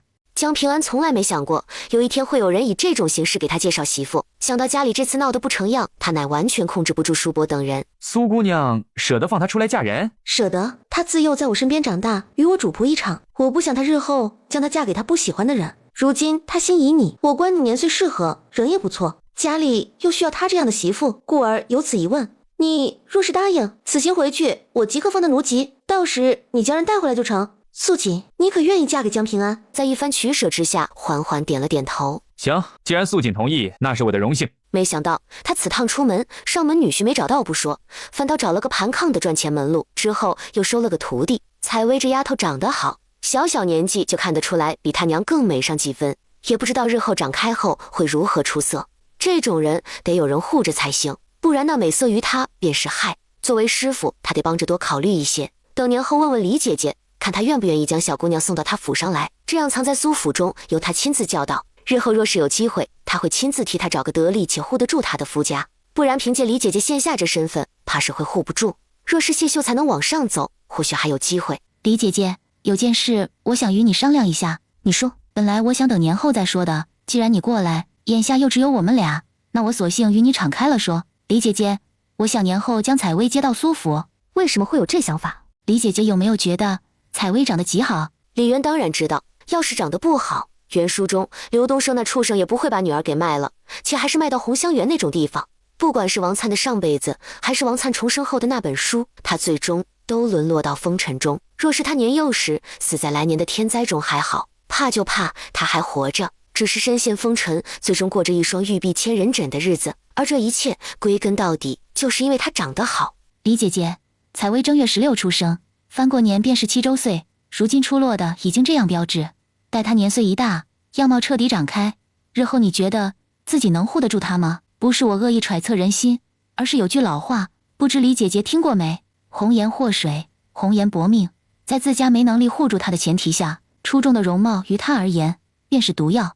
苏妹妹的意思我明白，采薇跟我住在李家坳，除非不出门，不被人看见，否则会随着年岁越大，容貌出众的名声会传得越远。我若是要护住她，除非将她刻意扮丑，只是扮丑得了一时，也办不了一世。她往后总要说人家，夫家若是护不住她，对夫家来说也是灾难。所以我想年后开始将她接到苏府，她就住我那，不轻易外出。往后她的教导什么，我会亲自找嬷嬷和女夫子来教。李姐姐若是想她，随时都可以上门来，日后我也会亲自替她择一门护得住她的夫婿。李姐姐，都说一个徒弟半个儿，我虽未成亲，但对采薇是真心喜爱，这辈子也就这么一个徒弟，于她，我是真心为她着想的。虽说商人重利，为了获利，往上头送金钱、送字画、送美币，但你放心，我绝对不会这么做的，不会用采薇去换取什么。你要是不放心，我可以用自己的性命来起誓。苏妹妹，我知道你是为了采薇好，只是我和离归家都没多久，采薇我真正待在身边也不过是几个月的时间，而这几个月我多数时间还都在外。我想等到她8岁后吧，眼下岁数还小，不用那么急，等她过完8岁生辰，我问问她，她要是愿意，那便让她到苏府来；她要是不愿意，那这事咱们就不提。这中间若是发生什么，我护不住她，到时提前让她来找你，可行？行，那接下来的时间，如非必要，就莫要叫她出门，我回头会寻个女夫子过去教导她。李姐姐，我没有想和你抢采薇的意思，我如今是她师傅，只是想尽自己所能护住她。苏妹妹，你是不是知道些什么消息？我是说那上面有什么人喜欢美人之类的。我不知道上面到底是何人喜欢美人，我只知道我们新阳府的钱通判，他每隔2、3年都会往京城送几个美人，而这些美人的年岁在12到16之间。地方官是每3年一大考，1年一小考，这个考是指考评，也就是政绩这块，这些考评是决定他们的升迁任免。你可知道钱通判在咱新阳府待多少年了？钱通判今年已经快到知命之年，我还未出生时，他已经在咱新阳府了。只是当初他还不是通判，他真正当通判是我金钗之年的事。流云县的陈大人真不错，这段时间雪那么大，我却没听说怎么遭灾，老百姓也很配合，每天都积极参与到铲雪中。这外头冷归冷，只要没有北风，穿得厚，又一直在动，其实也还好。也不知道其他地方的百姓怎么样，要是都能像陈大人这样，那该有多好。苏妹妹，你看看外头是不是有流民？是逃灾的流民，这方向过来的，大概是流丰县。只是很奇怪，这种天气不是最好不要往外跑，怎么一个个反倒往流云县来？我还以为李姐姐会开口，让马车停下，给那些灾民送些吃的。李姐姐，你会和谢秀才成亲的，对吧？那她来年参加秋闱吗？等君子成亲，过了小年腊月27，谢哥会来带兵人来家里下聘。至于成亲的日子，具体看谢哥。李姐姐，如果谢秀才到时候变成我姐夫，且又中举的话，你们就搬到府城吧。到那时，你来我府上看采薇，也要方便许多。眼下我与你说一下府城那些世家的关系。苏妹妹，你可知道为何陈府的嫡女会嫁给高家的庶长子，且还给那么多陪嫁吗？高家可是府城1等富商的领头人，陈府也就近些年来可以，早之前还不如我家。所以他家的嫡女嫁给高家庶长子也没什么不可，可能说出去会有人觉得陈青青的脑子有些不清楚罢了。那嫁妆呢？怎么给那么多陪嫁？谁知道呢？或许是那吴玉儿真的疼爱陈青青也不一定。苏妹妹可知道娇娇和杨高武定亲的事了吗？哦对了，高武说他不是杨家的孩子，现在被净身出户，就决定当严家的上门女婿。说来那大张氏也是烂了心，高武兄弟人挺好的，对他也孝顺，偏生他却那样搓磨人。李姐姐，我突然发现高武兄弟长得有些像陈家老爷，而陈青青却长得像大张氏，你说奇怪不？更有趣的是，高家的庶长子长得和如今陈家的主母吴月儿有些像，以前我怎么没想到这些呢？高家庶长子的姨娘虽然和陈家主母吴月儿有血亲关系，可这两人长得却丁点像都没有。不过她也像高家老爷，但是综合考虑一下，其实不就是吴月儿和高家老爷的结合吗？他是不是可以大胆猜测，高家因为主母是秦家的嫡女，而秦家和通判以及朝中的礼部侍郎那边关系匪浅，因此惹不得。在主母没诞下嫡长子之前，两人只能暗度陈仓。之后吴月儿怀孕，和高家老爷一合计，就让他纳了现如今长子这个姨娘为妾。之后看高老爷的本事，怎么护下那个孩子变成那个姨娘所生的。而他自己为了避风头什么都好，就进了当时还只算是殷实的陈家为妾。毕竟陈家的老夫人可是他表姨不是。之后图谋上位，调查好原配的事，开始算计，趁着原配生子，哄骗人回到流云县，与大张氏一合计，将孩子给换了。所以原配一死，没多久，那个嫡子在他的精心照顾下也死了。陈青青将她嫁给高家庶长子，还带了大量的嫁妆。这个嫁妆其实是在补贴他的儿子，而陈青青那蠢货只怕都不知道，人家从他出生开始就在算计。或许要不了多久，陈青青也得死，到时候人家再给娶个更好的继室。横竖陈青青嫁到高家这么多年，也没见她生下一儿半女，合理与备休是不可能的，不然嫁妆可能要被弄回去。但要是死，再弄个所谓的孩子的话，母亲的嫁妆就不用被娘家拿回去了，毕竟那嫁妆都是要留给孩子的。所以陈青青如果要死，可能会死于难产，届时孩子顺利出生，她则是失血过多而亡。他还得回去调查一番，若这就是事实，他可以借此搅浑了高家和陈家，从中获利。苏明山看向李元的眼神是格外的热切，这就是运道好的人，总是能给他带来各种意想不到的好处。如果事情确定，他想自己可以将他当菩萨来拜。这些年，高家凭借钱通判，在新阳府1等富商中稳坐第一。但是，如果高家庶长子是高老爷和陈家的当家主母生的，那就是天大的丑闻，高家主母一定会发怒。到那时，钱通判和郑知府肯定也会借着给撑腰的名义施压高家，之后从中获取好处。而他可以暗中联系陈家那个嫡长女，他夫君据说在翰林当差，若是京城有人下来查此事，他还可以找机会将通判拉下来。这些年他苏府每年送的东西可都是有账册记录的，这些就是钱通判受贿的证据。只要钱通判倒下，才来2年的郑知府根本不足为惧，毕竟他那下面还有一个罗同之蛰伏着。没了钱通判，再来一个像陈大人那样的好官，那他家的好徒儿往后也不用那么藏着掖着。可以说这是一箭3雕的好法子。北风不知何时又刮了起来，但官道的灾民却越来越多，都年关了，这种天气还往外跑，这到底是怎么回事？他们的衣服那么单薄，一个个冻得面色发青，但依旧坚定地往流云县的方向而去。流丰县的狗官到底是怎么办事的？受灾的人这么多，这天气还往外走，他眼睛是瞎的吗？若是能像流云县的陈大人那样，在下雪前察觉到不对劲，就先做好防范，今日又怎么会有这么多老百姓无家可归？若是他能在百姓受灾的第一时间搭建一些灾棚，收容这些灾民，苏明山有些骂不下去。她知道自己再生气也无用，毕竟她只是一个弱女子，又只是一个商户女，这些事根本不是她能说的。李元纵然有王粲给的灵泉水，也有食物，但也救不了那么多人。准备从空间里拿出自己的杯子等物铺在上面，然而他发现他怎么都拿不出空间里的东西，之后改成进空间看看到底是什么个情况。很快他发现他连空间都进不了，怎么回事？这到底是什么情况？为什么他的空间没用了？那他仰仗的东西绝大多数都放在空间里，现在该怎么办？他身上带的荷包只有2两银子，而灵泉水什么的绝大多数都是搁在空间里头，放在外面给人看的只有1瓶灵泉水，一些家里自己做的干粮和糕点，当然换洗的衣裳也有1身。可除了这些，他现在是什么都没有。自己好像太过依赖空间，万一以后逃荒时空间也突然不能用，那他找谁哭去？难道又升级了吗？走快一点，再不快点，回头好位置都要被别人给占了。大人说流云县这次根本就没遭灾，他们囤的御寒衣物和粮食以及药材都很多，你们去了那边肯定不会饿肚子的。自从雪灾开始，大人每天都愁得睡不着，你们要是懂得体恤大人，就不该留在这儿给大人添麻烦。所以官道上之所以会出现那么多灾民，其实全是这个流丰县的县令搞的鬼。苏明山特别想骂人，但人在外头，且素锦现在与他2条心，因此他只能克制着，心里暗暗打定主意，回头在处理钱通判的事上，要是有机会，一定要把流丰县这个狗官给拉下马。做这种狗官治下的老百姓，可真是3生不幸。许是看到有马车路过，那些衙役越发的嚣张了。他们要检查路引，还要查查看马车里是不是有逃民，也知道这些衙役此番举动无非是要钱。放肆！你们可知道马车里的是何人？要不是我们家小姐不与你们一般计较，你以为自己还能拿到这些钱？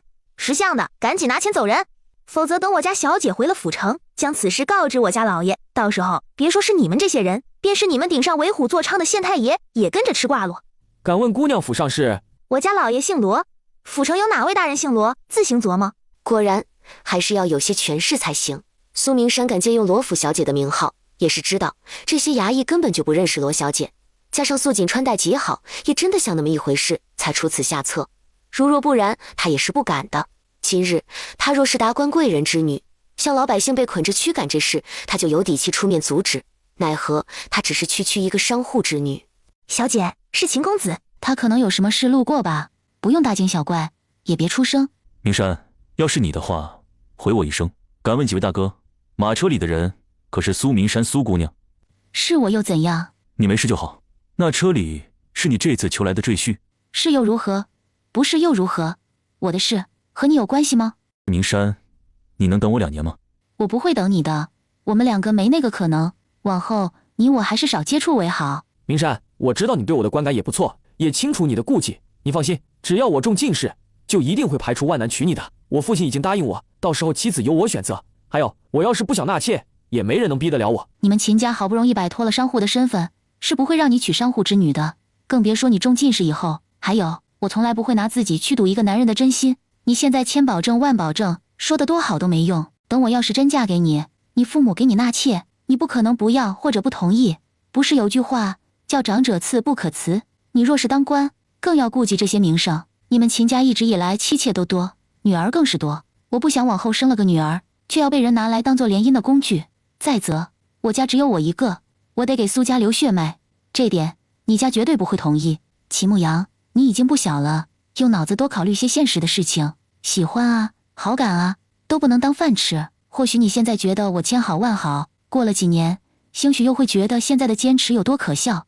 商户本身地位低，被人所瞧不起，你若是真的娶我，日后难免也被人说到。所以醒醒吧，你我不是一路人，你不耽搁我，我也不耽搁你，多好不是？只要你不成亲，我是不会放弃的。明山，我心悦你，我不管你信我也好，不信也罢，我要告诉你，我和我爹娘还有祖父祖母，他们不一样。如果我嫁给你，然后发现我不能生，如此情况下，你还会不再娶平妻或纳妾？你要是真的不，那秦家的香火肯就要断在你手里。你对得起你们秦家的列祖列宗？何况他想要扳倒高家和钱通判，而秦家和他们是姻亲关系。通判掌管水利、钱谷、户籍、赋税和诉讼等等，这些年钱通判靠这个都不知道贪了多少。他苏府要是想发展的话，就必须将盘踞在新阳府多年的钱通判连根拔起。所以他怎么可能因为齐牧阳到时候和钱家有所牵连？若是你不能生，那我也把自己弄不能生。回头我对我爹娘说是我的原因，他们要是不信，肯定会找大夫给我诊断，那时就不会有人逼你。还有，若是娶你为妻，你要是能生，不管是男是女，只要你不愿意了，我便给自己一碗药，绝了子嗣。如此，再告诉我爹娘，我被人下毒伤身，往后不会有子嗣，他们也就不会再想着给我再娶妻纳妾之类的。我有个办法解决你我的难题，你要不要听？我可以不成亲，你也别成亲，但是我苏府要继承人，所以我可以未婚先孕，回头找个地方把孩子生下来，到时候寻个机会抱回来，对外就说是我无意成亲，孩子是抱养来的，这和你和你们秦家都没关系。你呢，只要知道自己有孩子就行了，不可对外说。不过到那时，你要想成亲也行，先如你自己说的，给自己一碗药，绝了子嗣再说。你若不愿意成亲，那咱们可以继续私下往来。你不想嫁给我，想当外室？我这叫去父留子，或者说借种。齐牧阳根本不知道苏明山心里的打算，他在听到那句去父留子时，整个人都傻了。他宁愿未婚生下子嗣，宁愿让人觉得孩子是抱养来的，都不愿意嫁给他，做他的妻子吗？他就那么不值得信任？分明他们也算是两情相悦。李姐姐，我知道你说去府城买成亲的用品，其实是借口，你真正的目的是送我回去。现在既然有人来接我了，安危你不用担心，这几天外面的情况不大好，你先在这客栈中住几天，等情况好些后回去吧。行，那我在这歇2天，等天气好些，路好走后再回去。说吧，打从你看见李姐姐后，总是若有似无的打量她，是怎么回事？我之前去京城，你是知道的。10月那会儿听说了，这些怎么在你这儿？这是素云之前戴在身上的首饰，他以为是被刘梅花两口子给偷了。但是之前在公堂上时，那两口子承认打了素云，还拿走了银子，但却否认拿过首饰。没想到居然会在秦牧阳这儿。我9月底去京城之前，你邀我一同前往福光寺，我去了，还没见到你，就听你的婢女约我在寺外山脚下见面，说是怕你娘看见，到时候扯不清。我一约到了呢，才知道不是你邀我的，是你的婢女借用你的名义擅自做主的。你那婢女说你不会嫁给我，但是她可以帮忙相劝，条件便是日后我纳她为妾。所以你不愿意，又恼怒素云被主，看她要撵你，一怒之下将人打晕，自己走了。如果是这样的话，那素云倒在外面，周围没一个人，就可以解释得过去。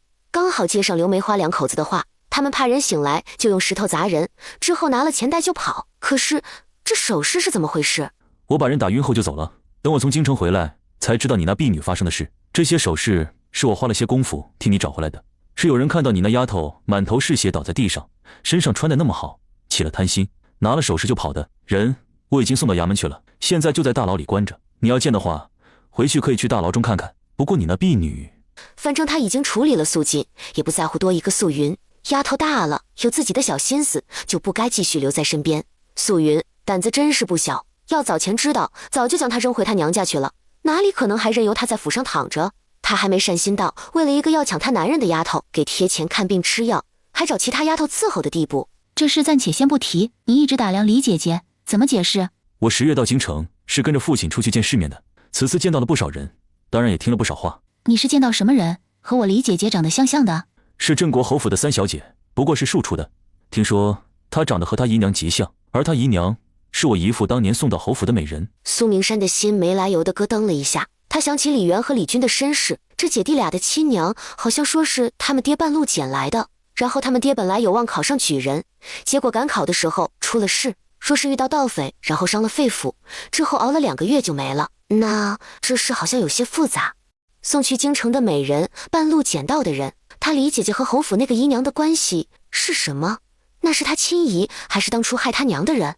这事前通判到底插手了没有？他总是在搜罗美人往京城送，所以外祖家多半也是他们新阳府的人，具体是哪儿还不知道。关键是外祖家还有人吗？他住在李家老宅的时候，有听说采薇长得比他娘还要像他外祖母，只是眉眼比他外祖母要更加精致一些。前通判往京城送美人的时候，到底害了多少人？那些美人有起来的也任由他拿捏，不报复吗？还是都一门心思攀富贵，心甘情愿的？牧阳，我李姐姐只是一个普通的村妇，只是容貌出众了一些。她嫁过人，还带着2个孩子和离了。这世上长得像的人多，所以你也别想有的没的。秦牧阳知道苏明山的暗示，前府的当家主母是他亲姨。他幼时曾听他姨父在感慨，说是有一年得了一对漂亮的双胞胎姐妹花，姐姐极其漂亮，但性格柔弱，是个没主心骨的人。妹妹容貌略逊一点，但有主意，野心大，而她为了得到那对姐妹花，花了不知多少心思。之后总算如愿，趁着姐妹俩年岁还不大，就好生培养了一番。等到年岁刚好，就在她准备将人送到京城，想托关系送进宫时，半道上出了岔子。听闻那个柔弱的姐姐不知何故得了天花，整个人发热不说，脸上身上都起了疹子。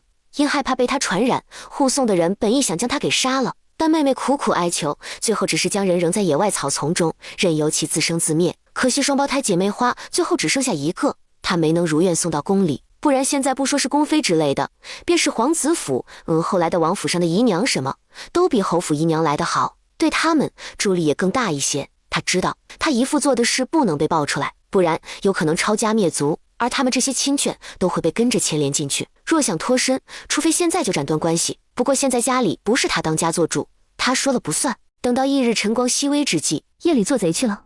李姐姐，我有事和你说。李姐姐，你想不想知道你娘是谁？我说具体身份。怎么，你知道我娘的身份？可以说知道，也可以说不知道。李姐姐，接下来我要说的事都是真的，你听后怎么做决定是你的事。我只是觉得以咱俩的关系，有必要和你说一声。你说，我听着。李姐姐，秦牧阳说他这次去京城见到了镇国侯府的三小姐，那个三小姐长得和他姨娘极像，而他姨娘是当年前通判送到京城的美人。昨天秦牧阳见到你，就若有似无的打量，被我问出来的。你与他三小姐长得很像，加上你娘的身世不明，我想这或许不是个巧合。李元现代人看多了小说和电视剧，很多事只要给个开头，他就能想很多。像苏明山透露的这些，他就不免想到他爹的死是不是有人故意为之。至于他娘的身份，其实他不那么好奇，至少在他没能力的时候，好奇也没用，还会给自己添加负担。苏妹妹，谢谢你告诉我这些。第二天，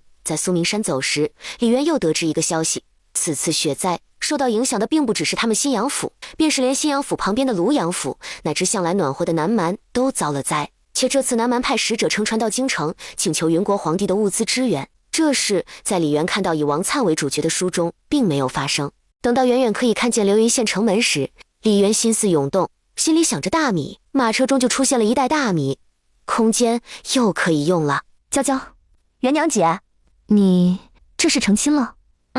就前几天的事。不过因为下雪，加上高五哥做上门女婿也不是什么光彩的事，所以就没通知大家，想等着天气好些，到时喊大伙过来一起吃个饭。元娘姐，这是打从哪里回来？苏妹妹之前被耽搁在我那儿，这不是腊月了吗？她府上事多，必须得回去。我不放心，就亲自送送。结果到流丰县的时候，遇到前来寻她的人，我便回来了。周边几个县城的狗官好生不要脸，全把灾民往我们这边送。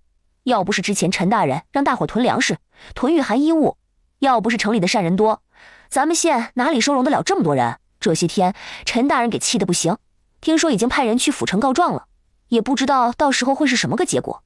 希望这些人能回家过年，不然一直留在这儿，咱们也没有那么多粮食养他们。娇娇，这是我们家人的一点小心意，你熬了给大伙喝吧。我替大伙谢谢元娘姐。对了，元娘姐，谢哥被大人请到县衙，这会儿估计还没回去。还有这几天衙门也贴了告示，新县令会在正月16到任，陈大人要走了。娇娇，现在晚上关城门吗？什么时候关？关，不过会比平时晚一些，在酉时末。至于这外面，县尉大人会专门派人看守，不会出事的。我等熬完这一锅粥就回去。元娘姐，你是要赶着李家傲，还是今晚就住谢哥家？这会儿晚了，就在谢哥那住一宿，等明天再回去。那行，你先去休息，我们回头得空聊。好，那你先忙。看来他还是得多准备些银子才行。他看的那本书，新来的县令姓许，是个总能巧立名目管百姓要钱的人，可以说比流丰县那个狗官有过之无不及。元娘，是你吗？谢哥，你这是多久没休息了？元娘，这2天陈大人与我说了许多事。许大人，就是那个年后来上任的县令，他不是什么好官，他到咱们这上任的主要目的是来敛财的。元娘，我这几天都没好好吃饭，你能不能随意替我煮碗什么，哪怕是白米粥、蛋花汤都行，我帮你烧火，顺便给你讲讲许县令的事。好，不过我自己做饭烧火就好了，你去打扫一下自己的房屋，顺便把炕烧上，免得一会儿要休息了，炕还是冰的。空间拿番茄的时候，这次他非常明显的看到，奋斗值是2，但是威望值却一下子上了3。这些威望值到底是谁的威望值，又是怎么上升来的？他很清楚，绝对不是他的。难道是老宅人的，亦或是谢燕之？这和谢燕之有关系吗？他之前空间用不了，又是怎么回事？是因为有地域限制，还是因为人的缘故？如果是地域限制的话，好像说不通。因为之前去府城时，是谢燕之陪在他身边，他可以用的。难道是谢燕之？必须要有他在身边。等他推开他那迷你行李架的时候，就见几个敞开的房间门外堆满了红薯，而房间内地里再次扦插了红薯藤。分明他之前送苏明山那天地里还是空的，这前后才多少天，怎么会这么快？等他来到第2块地时，发现里面同样种植了东西，且里面的不是红薯，而是看起来好像快可以收获的高粱。这威望值这么厉害吗？之前奋斗值1升到2之时就多了1块地，之后地里迟迟没动静，如今只是威望值1变成3，这1块地2块地都种了东西，且还要收获了，这简直是比游戏里的外挂还要厉害。元娘，我已经吃了好几天烙饼了，暂时不太想看到。李家坳那边还剩下不少，回头你分了吧。下次你若是要出远门，请务必帮我多做2种吃食，不要总是烙饼成不。元娘看我长得可像烙饼。那我给做窝窝头，可是谢哥，我觉得窝窝头没有烙饼方便。那要不下次你要去哪，我都陪你去。元娘，陈大人说许县令背靠礼部尚书，是许氏一族的旁支子弟。许家是当今淑妃的娘家，也是3皇子的外祖家。陈大人说3皇子如今已经18，等过了年就19，可以说即将弱冠也有差不多。我云国有规定，弱冠的皇子不得住宫中，得外出开府。因此许家这些年一直在为他的以后谋划。这个谋划想来你应该清楚是怎么回事，所以需要大量的银钱。而我们流云县地处南方，前些年又年景好，故而在整个云国也算得上是富庶之地。这里向来是外放做官之人首选，同时也是那些贪官最喜欢来的地方。不知元娘可有听说过3年清知府10万雪花银？我不知道来年还会有什么样的灾害，但要许大人像陈大人这样为民着想是不可能的。我有功名还好说，但寻常老百姓，我怕他会以增加各种苛捐杂税，让他们交钱。君子和老宅那边目前都是白身，即便参加科考，2月县试，4月府试，8月院试，即便得中，历史也颇长，这中间怕是要出不少钱。往后你若是要摆摊卖面，这摊位银子估计得翻一番，甚至更多。而我云国律例，为有家宅田产的人不用缴税，家中只有1男丁的也不用服役。君子与我说，当年分家的时候他还年幼，地和宅子早早就卖了，所以你们家不用缴税和服徭役。之后他成年将房子赎回后，因县令是陈大人，他只要交少许的税银便可。只是今后等许大人上任，怕是难了，缴税服役样样都少不了。当然人家的主要目的是要钱，只要拿银抵役便可了事。君子户籍下就他一个男丁，也未有子嗣，也要服役？我听陈大人的话推断，应该是的。到时候会以家中人口的多寡来定，要敛财总要有说得过去的名目。元娘，要不咱俩快些成亲，将你和2个孩子的户籍移到我这儿，君子应该能轻省不少。李渊也不知道谢燕之说了那么多，是想成亲呢，还是想成亲？或许想成亲是一方面，另一方面也是真的为了君子好。按照书中女主回忆看来，姓许的是真的能干出这种事的。如果到了来年4月，君子和征字府试都能过，他一定说服老宅的人跟他一起去府城。至于李氏一族，到时候再想办法，看看能不能寻个理由让他们大肆搬迁。元娘，我的话你好好考虑考虑。当然你若是不想这么快嫁我，那到时候咱们多出点银子。横竖上回的话本火爆，今儿郭掌柜刚送了一大笔分红过来，咱不差钱，那些苛捐杂税还是交得起的。只是我觉得没那个必要，咱们的银子又不是用来做这种善事的，有那钱多买些米面和肉囤着不好吗？谢哥，你让我想一想，定亲什么时候都可以，哪怕你想明天都行。那你赶紧喝完粥回床上躺着想，这些碗筷我来洗。至于别的事情，我明天得空回去路上再与你细说。好。元娘，衙门那边又来喊我，今儿怕是不能跟你一道回去了。元娘对不住，我要食言了，你自个儿先回去吧。待我得了空，便拎着东西喊上兵人直接去李家坳提亲。谢哥，我听娇娇说你这几天都在衙门，你们在忙什么？外面灾民的事情？外面的那些灾民可不仅仅来自流丰县，便是临丰县都有，前后后有5个县好几千百姓。陈大人上书正知府，奈何迟迟等不到回应，这些事总归要解决。是将人送回去，还是都留下来当流云县人？送回去还好说，留下来的话，安置在哪？怎么解决他们的住宅，还有日后耕地等等？陈大人要往上升，是在咱们新阳府内任职，还是调往其他地方？如果是在新阳府，知府大人应该不至于吧？不是在咱新阳府，陈大人是护国将军府上的旁支，有门路，加上他乃2甲进士出身，原本是调到庐阳府做通判，但他此次处理灾情，算是一大政绩，被护国将军府运作一番后，直接任命为庐阳府同知。他本应想带我过去，但因知道我来年想要参加秋闱，方才作罢。去吧，忙你的去。我一会儿回去之前会多给你做些吃的，放厨房里，回头你回来热一下就成。好，多谢元娘。早饭吃了吗？吃了赶紧走。先是半夜又啃了之前剩下的半张烙饼，一早起来将昨天剩下的粥热了下。本意想等你一起用膳，奈何子平兄在外喊我，没法子，只能让他先去。我先喝点垫垫肚子，等你醒来与你说一声再走。元娘，这是郭掌柜送过来的分红，这里有一半，你替我收着。李渊眼睁睁地看着自己手中厚厚一叠银票，居然高达700两。谢燕之居然说只是一半，他得多会赚钱啊！他要嫁这种男人，是不是发了？这家伙主要的银子收入来源于画本，他是不是要嫁一个钻石级别的大神？回到李家傲时，元娘姐，你怎么这么快就回来了？我还当你不到腊月20，可能都回不来。采薇和青纱呢？你走后，谢哥儿被衙门的人叫走了，君子就去老宅那儿跟三哥读书，采薇和青纱也被带过去了。奶说会帮忙看，刚好那边有淼淼和庆伟在，孩子们也有个伴。至于我茂才舅舅，他非得说君子哥他们读书是大事，身边要有人给端茶倒水，因此也跟过去了。拿出一堆的红薯和高粱。元娘姐，这些事，菜娘，你还记得我和你说空间有地的事吗？难道这些都是地里种出来的？李渊便跟他说了这次跟苏明山出去的事，全都给说了一遍。元娘姐，娘的身世还有爹的死，咱们现在还无能为力去查去管，所以先不说。就这粮食，我想威望值是不是和谢哥有关？这次陈大人贴出公告，说此次雪灾寒潮，我们流云县之所以能够安然度过，全是仰赖谢哥。衙门贴出公告了？那我回来时候娇娇也没说。贴了，咱们李家傲老老小小都知道。元娘姐，你不知道，现在大伙儿说起谢哥，不是眼露感激，就是纷纷竖起大拇指，都说谢哥对大伙儿有再造之恩。尤其是看到各地来的那么多灾民以后，可是空间是我的，和谢哥有什么关系？他现在都不是我的谁，怎么可能影响到我的空间？